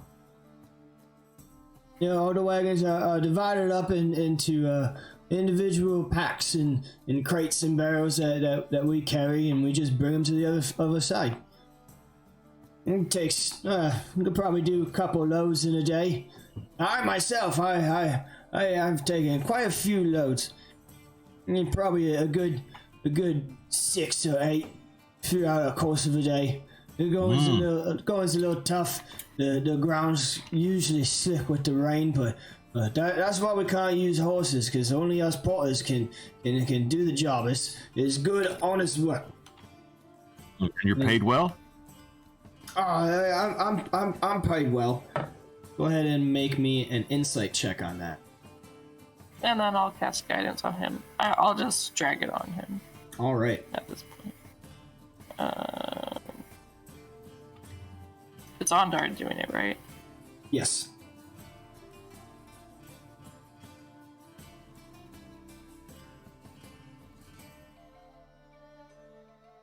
All right. For all his awareness, he is paid well for the job. You know, he gets paid an honest day's work. But you get the sense that he doesn't really understand the value of that work, so you strongly suspect he is not paid an equal value for his labor. Though he believes... Oh my god. I'll have Greg fly back to me. So you managed to make more stuff than the normal porter. You must have a secret path that you travel. I know the streets better than most. I've been doing this for years, and so he definitely agrees, thinking that he has the best path.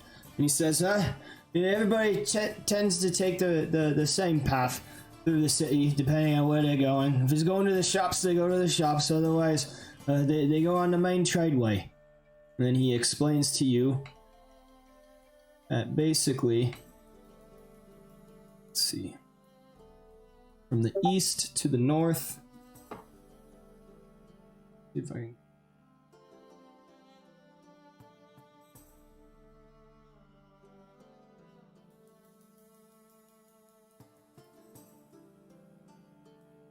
That's not drawing very.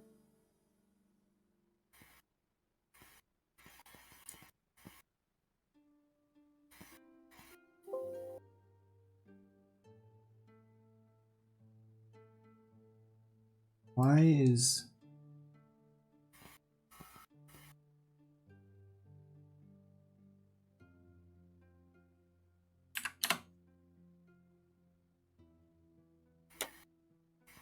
So he basically explains to you that the main path, pretty easy to follow.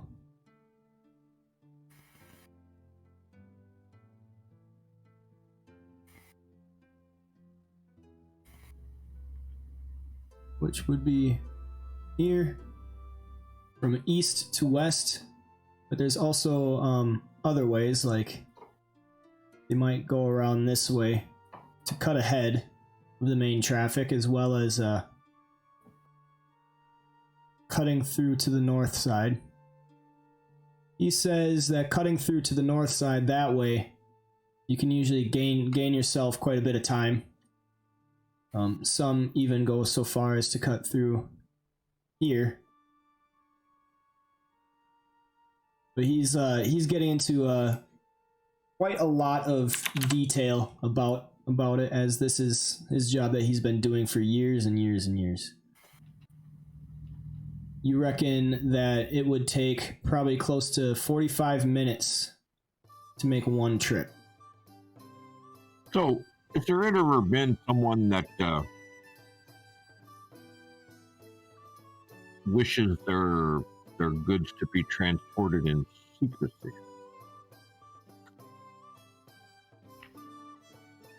He looks at you kind of with a suspicious look on his face. I'm not looking when I ask him this. I'm still watching Freddy, and I'm like, just kind of talking out of the side of my mouth like it's just a general question. Gotcha. Yes, he looks at you with a little bit of suspicion on his face, but he says, surely there's the black markets. And then right away he's like, I don't get mixed up with that. No, I'm an honest man. I do the good work, and I get paid for it. And he goes off on a little how would you say, like a little rambling tirade about how people need to pick themselves up by their bootstraps and put in a good day's work and all this. Shit. Okay, one of those. Okay. Yeah. I didn't suspect that you were one of those types. I just wondered if there were those that wished to circumvent any fees or taxes that the city might impose, or searches. I don't. Is merchandise searched when it's brought into the town? Yeah, that's done at all the gates, and he also drops that, along with the like black market and everything. There's certainly ways. There's always ways that the evil people find ways to screw the man and do things that they're not supposed to do. So he has a very cynical view of that. Right. So to keep this short and sweet, his Andar's main intent is to find out what the processes are for legal processes, and then any methods there are to circumnavigate it, so he can keep an eye out for someone trying to circumnavigate the legal processes. Okay, go ahead and roll me a history check, Andar. And then I'm gonna do guidance as well. Here we go. I was waiting for that. For that, because it's not. Sorry, I need to get back to the map to be able to put it on Andar's token. You could do it in the combat tracker as well, if you drag it on his. Oh, okay.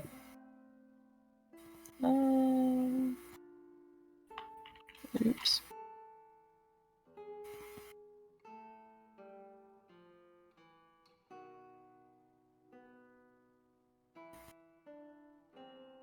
Not one of his best skills. All right, Andar. So, from your own experience being on caravans, you specifically remember charters being a very, very important thing. The charter being a list of all the goods, amounts, and quantities, as well as where the shipment is being headed or is being taken, and the person or company that owns the goods as well. And you kind of get the sense that this man is at the very most a basic porter, and he wouldn't know a whole lot of this. He's just paid to transport things from one end to the other. He probably wouldn't know a whole lot about the charters. He just gets paid to pick something up, bring it across town, and then set it down where it needs to. Understood. Well, thank you, friend. I greatly appreciate your indulgences and your conversation. I hope you enjoy the rest of Freddy's show, and might I buy you an ale? Sure, friend. And then he's still clapping his hand. Freddy. Yes, Freddy. We'll buy him another ale.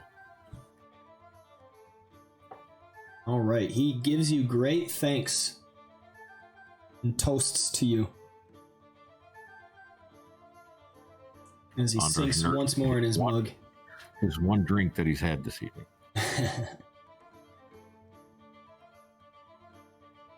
Greg is just over by Uraba and I. At this point, I called him back earlier. I don't know. I feel like doing a whistle would be cool. Like Greg? Like Snow White. Greg's the pigeon. That's what I was clarifying the name, Greg. Yeah, Greg. Okay. You don't like Greg by me? No, it's excellent. Doing his little dance? Well, Urava likes birds, so I was bringing Greg back to see if she wanted to hold him. Fair enough.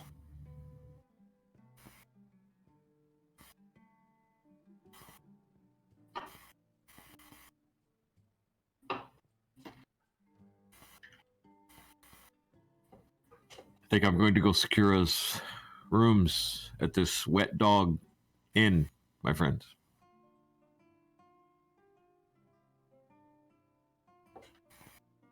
Would it be cheaper to, like, bunk, quote unquote?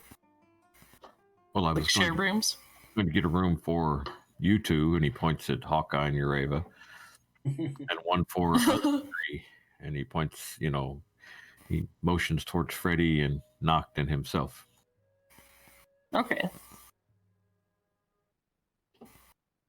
Do you want to say hi to Greg? Hello, bird.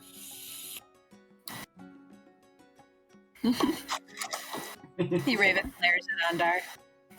It is a bird. I said hello. Why do you glare at me so? His name is Greg. Very well. Hello, Greg. Dar walks out mumbling to himself. It's a fucking bird.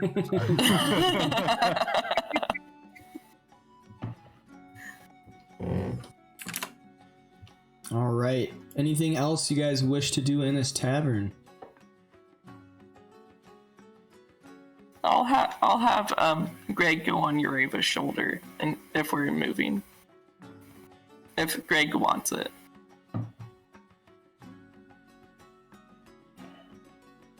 What do you say to Greg?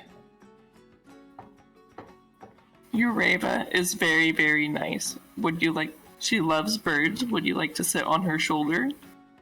He chirps twice, and then he flaps over to go on Urava's shoulder. And kind of nuzzles to her neck. Urava lights up and officially doesn't care about anything else in the bar. It looks like Greg likes you. Well, that feeling is very mutual.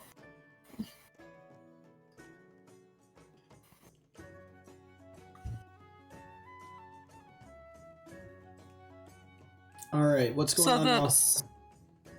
Oh, I was going to ask a question. So the spell lasts for 24 hours is the duration, but does the animal / beast after that point decide if it is still charmed or like friendly to you? Okay, so the spell convinces a beast that you mean it no harm. Yeah. So like doesn't force them to like you, it just knows you're not gonna hurt it. Yeah. Oh, they are charmed. So Okay. Yeah, for like the sake of the charm spell, like, you could use it on something that wants to kill you and make it like think you're pretty cool. yeah. So okay. I would say in this instance, the pigeon is not going to become hostile towards you once the spell ends. But under normal conditions, like when you charm something, if it doesn't explicitly say that they don't know they were charmed, once the spell ends, then they typically become hostile towards you because people don't like being charmed. But yeah, this pigeon, I would say that the pigeon will continue to be friendly to you. Okay, that was the thing. I was like, I just wanted to make sure it like was still liked us, I guess. Not scared.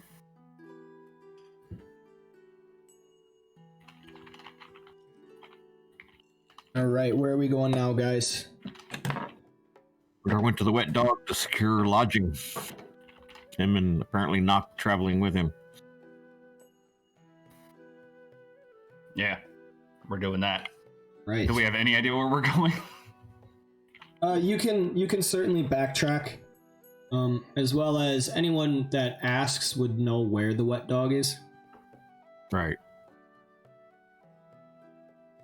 He would have too. He would have asked the first person he saw with his half-orc friend. Tell us where it's at, or he'll rip your head off and shit down your throat. I think that might be overreaching slightly. All right, so you can find the wet dog right here.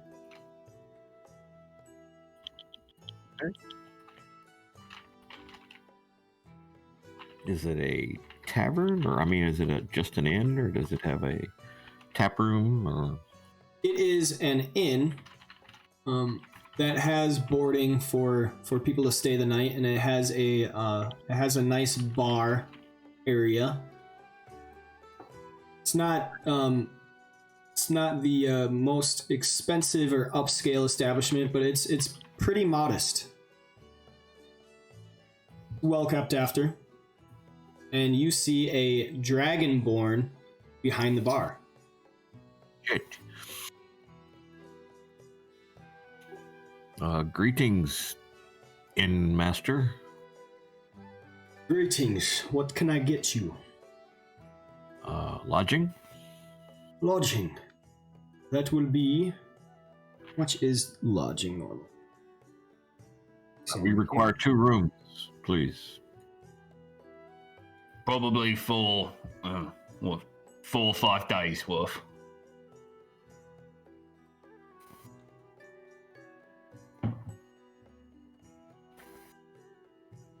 That will be 5 silver per night. Times 2 is 10. Times 4 is 40 silver. Which is 4 gold? Yeah. So we'll give him 6 gold. Like, all right, this is why I had to come with you. You understand the value of gold, right?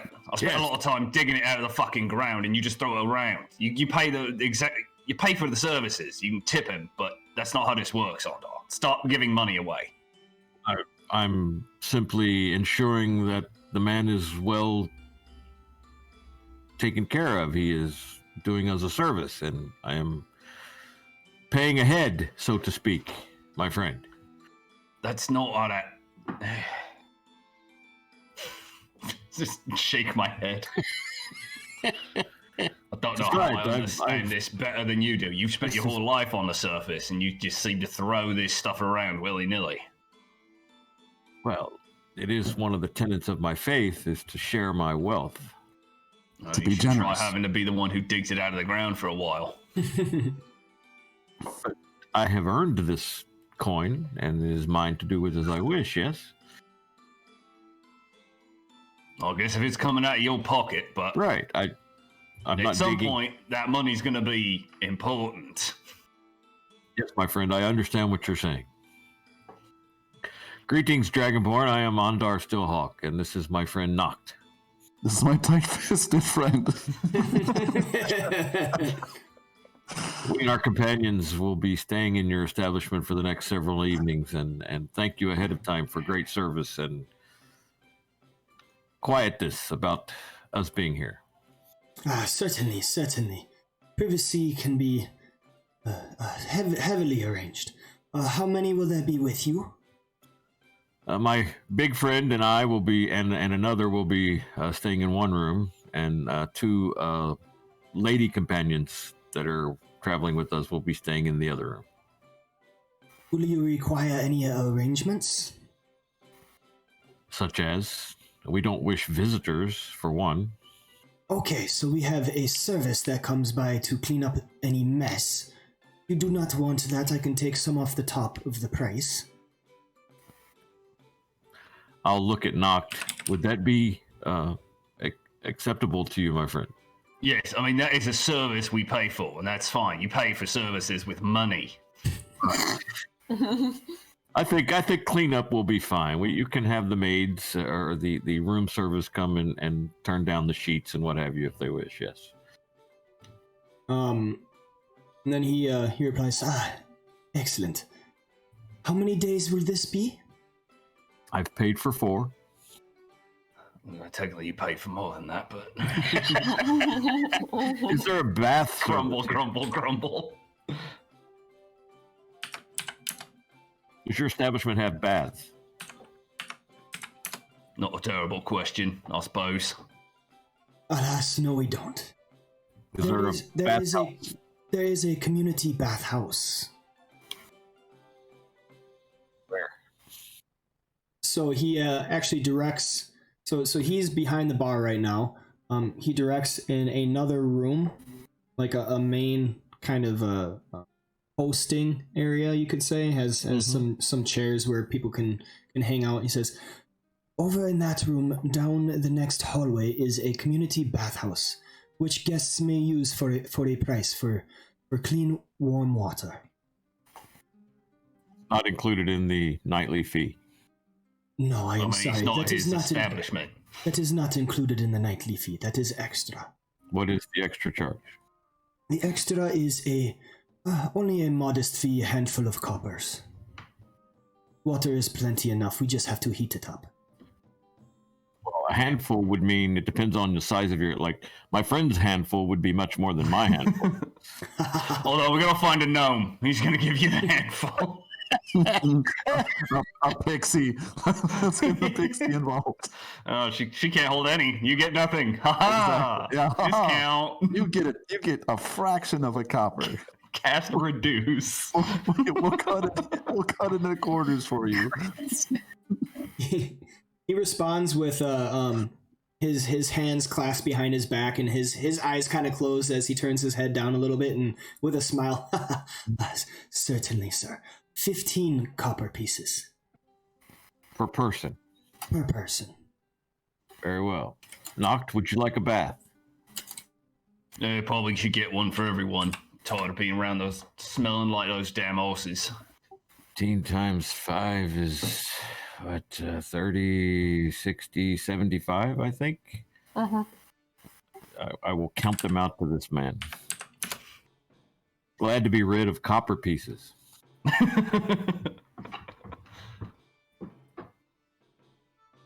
Did you already subtract the gold?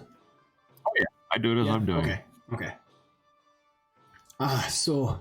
I have to open the calculator function on my phone to do the math for the other. 40 gold pieces for 4 nights of stay, for 2 rooms, and 75 copper for the baths.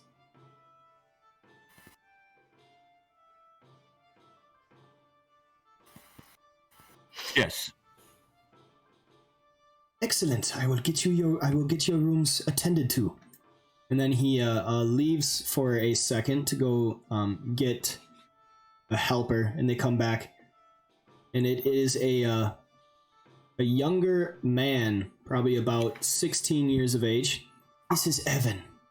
He will show you to your rooms. Well met, Evan. Your name, sir? My name is Absalom. Lord Absalom, do you have entertainment in your establishment? Ah, yes, we have nightly bards that come by to provide entertainment for those wishing to remain within the inn. Well, I just happen to be traveling with a famous bard by the name of Freddie Bloomington. He is currently playing down the street at a tavern. Perhaps you would allow him to play in your establishment tomorrow evening. I would be glad to. Evan, where are we going? And then it is at this time that he actually makes the exchange of gold. Being a dragonborn, he's very big on honor and precedence.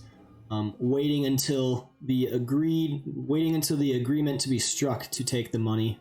He's very exact about it. Thank you, sir. You have a wonderful stay. Thank you very much, Absalom. That's And a then- fine name, by the way. Thank you, sir.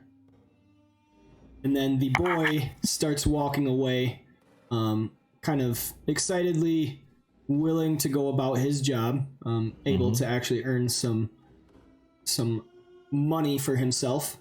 Then he takes you to 2 rooms, modestly provisioned. There is 2 beds in one, and the other one has an assortment of probably 4 beds. I'm assuming that the guys will take the 4 beds, and then the women will take the 2 beds. And he shows you to a room, and then hands you 2 keys. They're brass, crudely shaped, but they do the job. And he hands them to you. Him a silver piece. Thank you, Evan. See, now Thank that you, is an sir. appropriate way that you give people extra money for services. Although a silver is a lot, but It's that's not a at goal. least just being generous, not foolhardy with your money. He just goes, Doctor, "Thank you, sir."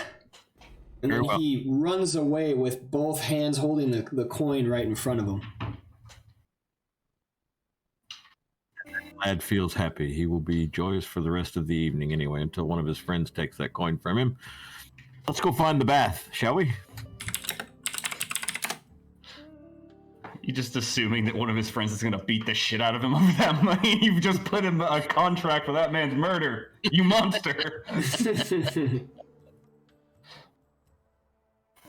So you can Honor will go find the bath, yes.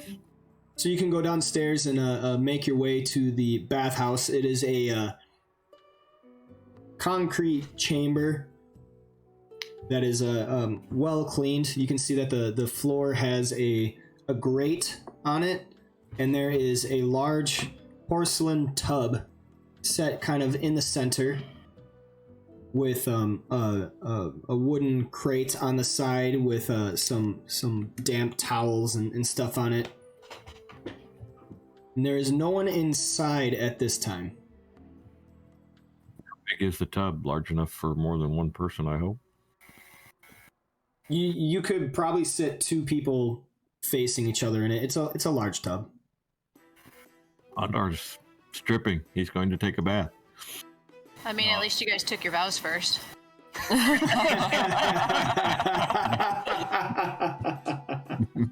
Not until there's a ring on it. There's so many zingers here. All right, Ondar. After a short while of waiting, you hear a knock on the door. Yes. And the boy says, "Massa, may I come in?" Of course. And then you see the boy come inside, and he's got a pail of hot water, and he comes in and he begins to pour it inside. He says, "This might take a while, but I got you. I'll get you all set. In the meantime, here you can put some of these towels on your face." And then he takes some of the damp cloths, and they are scented with oils of like lavender and stuff like that. And then he offers to place them over your face. I can do that myself. Thank you. All right, Massa. I'll be right back. And then he goes off, and slowly, bit by bit, he is filling the tub up with pots of warm water, hot water. He's trying to get another sit. silver out you. And he is you are able to soak for a while in this calming bath.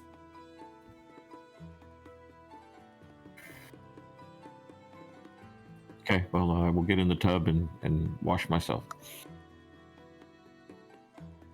All right. Back to the other tavern. Freddy, what is going on with you? I'm still playing tonight till they kick me out.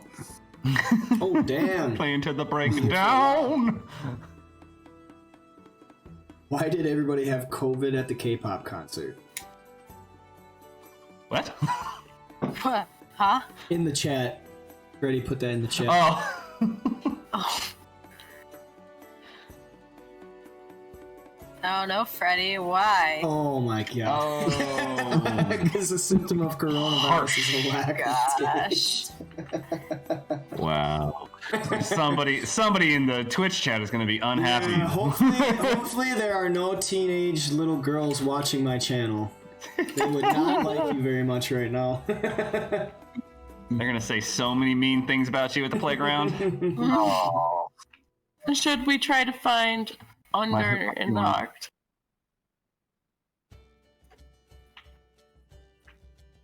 Yes, I suppose it's time we let the bard continue his thing. And go on to get our rest.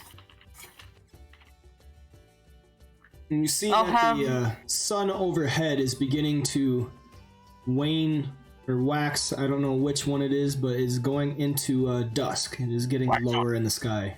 What does Mr. Miyagi say? You wax on, wax Wax off. on. I'm kidding. It's Wayne. Wax off. Wane. Okay. I have Greg sit on my shoulder, and then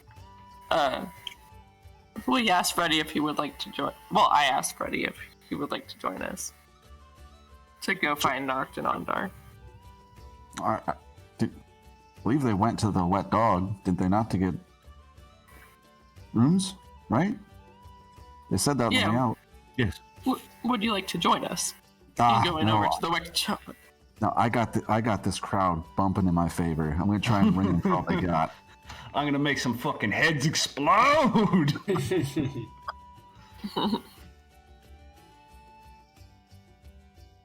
All right, then I will head towards the wet dog. I All right. will meet you there.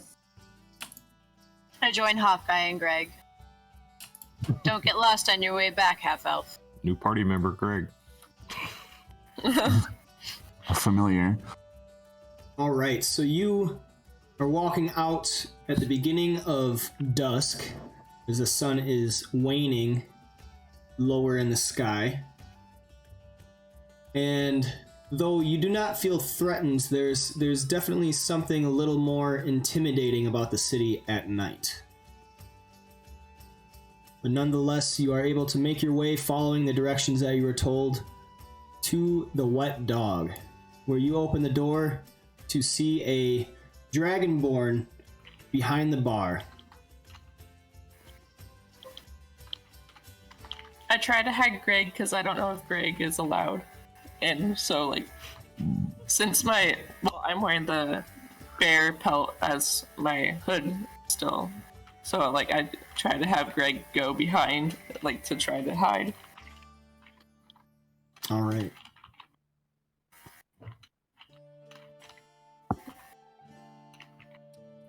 And then I'll ask you, do you want to talk to him or do you want me to?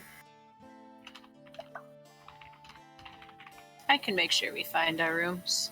Okay. I approach the counter with the Dragonborn and say, we had 2 comrades purchase rooms earlier. We are interested in obtaining access to our room. Ah, yes. They arrived not too long ago. I believe the great half-orc and human. Yes. Yep, that is exactly who we are speaking of. I believe the human is in the bath currently, but you might be able to find the half-orc up in the rooms. Hold on one moment. And then he goes behind the bar in a little private area, and then comes back and says, Evan can show you to your rooms. And then you see a small boy, about 16 years of old. Follow me, I'll show you to your rooms. And then he guides you up the steps to a long hallway with 2 doors across from each other. I think the big one's in there. Your room must be this one. And then he points to the left. All right. I give him 1 silver piece and I say, thank you very much. Oh, wow! You guys are awesome! And then he runs off with his money again. Kid's definitely getting killed later. Yeah, he's gonna drink himself to death and get killed for it. One way or another, he ain't seeing tomorrow. Getting himself killed. Can I try to see if there's no pets allowed? Quote unquote pets. They didn't notice. You hid the bird pretty well from them. Do we want to go in our room or do we want to go in and talk to Noct?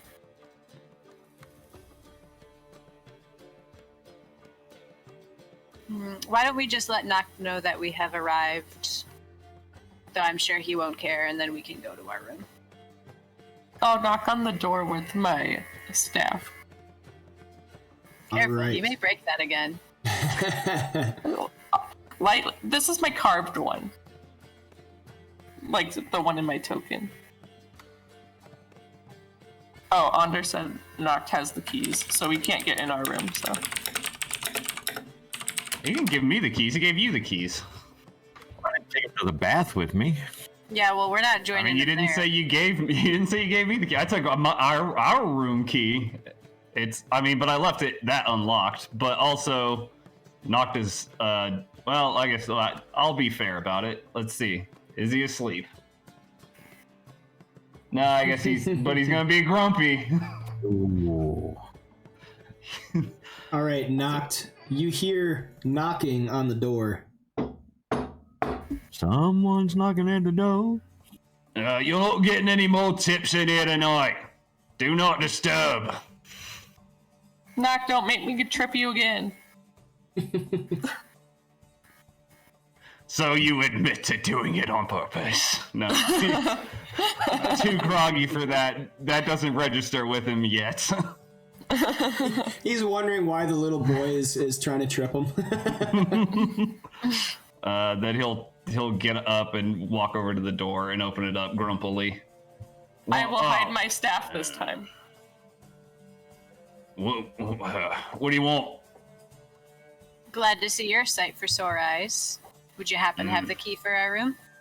Yeah, it's over with Ondor's stuff on the table. And he points to a table and then goes back to the mess of a bed he's flopped into. I walk over to the table, grab our room key, and just quietly leave and enter our own room.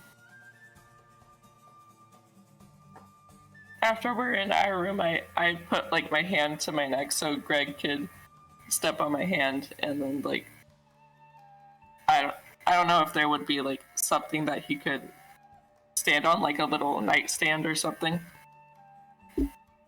All right. Yep. You have modest bedding and everything. Some not quite down, but possibly like hay or something. Mattresses on a simple wooden bed frame with a simple wooden desk next to each head. I'll put Greg on the desk. All right. He sits happily.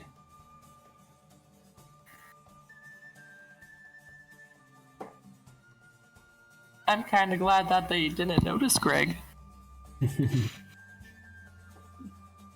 I tried to hide him in my hood.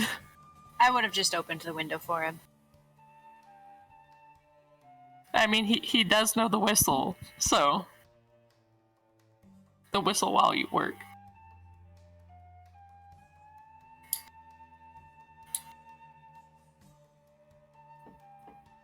It's like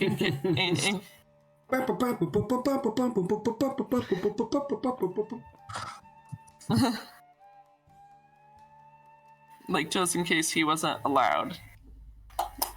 He knows the whistle. Gotcha. All right, so we can wind this session down into the night as you have made your way to Baldur's Gate and you have gotten somewhat of your bearings on the city, kind of just waiting to see when the cultist wagons will come through, and you have somewhat of a plan, knowing where the normal route is through the city, understanding that they will be stopped at one gate and the goods will have to be ported to the other side for them to pick them up once more. You have talked with Akin Celebon, and you have made an agreement to be found whenever the cultists arrive. We will end here with Freddy giving a final performance into the night as the crowd is winding down. Just those last couple of guys with their lighters in the air. I was actually going to cast Fairy Fire, like on the ceiling. Oh, damn. Make everything glow. Yep, for a final performance. Get their tinder boxes out, they're all like flint and metal. Yeah, trying to spark it. Come on. All right. I swear I can normally do this. And then it's also spontaneously casting more prestidigitation because I can make sparks. Yeah, you can't have your own fireworks. Exactly. And they're like crazy because the way that they work, they like go up and then stay there. So it's like the fireworks never stop. Yeah, like hovering. Yep. How bright is that? His fairy fire. It's not. So Fairy Fire outlines a target in like in a haze of whatever I want. So I usually. Okay. Yeah, like think fluorescent underground fungi and shit like that. It can actually light up an area, and the side effect is it outlines a target if they fail their save. Yeah, so only the people are glow, but he can make them. I assumed you were making yourself glow just to be awesome looking, right? Yeah, basically like around me. Yeah. Which means he can choose to fail the save since it's a friendly spell. So he can just basically make himself glow while sparks go off for his finale show. Exactly. It's a huge waste of spell slots, but it's a good use for the show. Exactly. Well, and I'm gonna take a. I mean, I made friends with a pigeon, so. But no, like I didn't know if there was a window nearby to where like we could see the light. So that was my thing, because otherwise I was just gonna point and I was gonna say like, oh, looks like Freddy's about to. From Do you have thaumaturgy so you can really blast out your finale too? where you are, you cannot see this display, so it is only Freddy. Yeah. It's far enough away, covered by the rest of the houses. His display is kind of private for his audience. All right, Freddy, go ahead and roll me another performance with advantage. And on the big note. I can't do guidance this time because I'm not there. Here's the hope, and it's a good one. Whoa, oh, That's not bad. Oh, we got to that 16. Oh, Yeah, I was it lagged out. I thought you had a 2. All right, Freddy, roll me 8d10 plus 20. Ooh, money bag. Right? How do you check a specific number? Because there's 5, there's 10, there's 4, there's no 8. Do Just grab it 5. and then right click. Yep, and then click the amount of times to make it 8. Yep. Wait, I'm confused. Grab the 5 and then what? If you hold a die and right click, you'll spawn 1 additional die in your like digital hand. So open up, click the 5 to 5 I got times. Yep, and then click the right mouse. 1, 2, 3, 4, 5, 6, 7, 8. Okay, there you go. Wow. Oh, I didn't add 20. So 65. Okay. You get 65 copper pieces and roll me 4d6. There we go.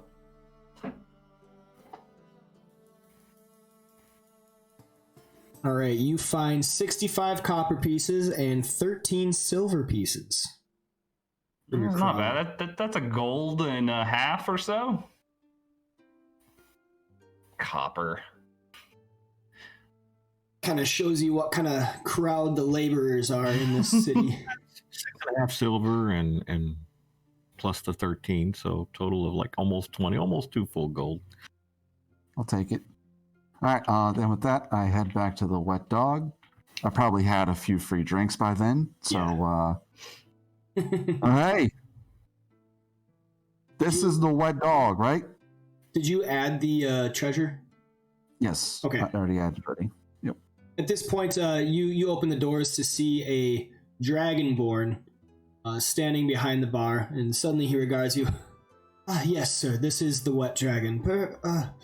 Perhaps you're at the wrong place. He sees you in a drunken, boisterous nature. No, I'm pretty sure this is right. I was with a human that's got a big old hand on his helmet. And then there was this other guy who's like gray with like this red hide. He's kind of gnarly. I'll run downstairs. Noct and Ondar, if their names. I don't know if they introduced themselves or not, but. Oh, my apologies, sir. You must be the bard. Yes, that is me. Sorry, I've had a few down at the other establishment. I'm normally not like this. My apologies, sir. Yes, they are upstairs. I can show you to the room. Then he leaves the bar unattended for a little bit as he shows you up the steps and directs you to a door on the right, holding his hand out to the door. Right here, sir. Thank you very much. Have yourself a good night. You too. And then he leaves to go down the steps. I lean up against the door frame and like try the door handle. Yeah, Ondar would have been the last in, so I don't think he locked it. No, it's not locked. Okay. Can you do a Open it stealth check to see if you wake me up? Because I might be very grumpy. I don't think he's trying to be stealthy. I won't be stealthy, no. You're stomping it. He tries the door right away, but instead of turning it, he just kind of shakes it because he's had a few. Why won't you open? Ondar and Noct. Is it a poll? I start like shouting, is it a poll? I'm deep into sleep, Oh though. yeah, It's okay. Noct is passed out. What time of day is it? It's nighttime. Dusk has fallen probably 3 hours ago. If it's sunset, then Andor would be praying. I think that was probably after your bath. Right. Because when the Gotcha. girls came back, it was dark. So Okay. All right. So, yeah, Andor will be well, sitting on the bed. He'll look up. Since the door is clearly locked because I can't open it, I'm gonna try to pick it. Andor will walk over and Is open he the gonna door. kick it? You're a grown adult. You know how doors work. No, I said pick it. Pick it. Oh, okay. I thought you were just gonna fucking blast it open. So Freddy's down on his knees, bent in front of the door, like with his eye right up to it because he's drunk and he's trying to like pick it. And then Andar comes over and it just swings open right in front of him. And you see Freddy like surprised fall flat forward because he was like leaning on the door. I barely even touched it. I am Amazing. Best thief in the world. You are amazing, Freddy. You are absolutely amazing. As I like stumble to my feet, I hear we have a bed. You're gonna have to talk louder over the snore. We have a bed, and you are entitled to a bath, and it's a marvelous bath. Outstanding. That might have to wait for tomorrow. Yeah. First it's time for some shut-eye. You have two choices. Of bed. Well, He's referencing Of that. bedding. Oh, we just lost weight. Like, I have to cuddle one of you two, or what? That's what we do. We actually have a spare bed, so Oh, It's okay. for Greg.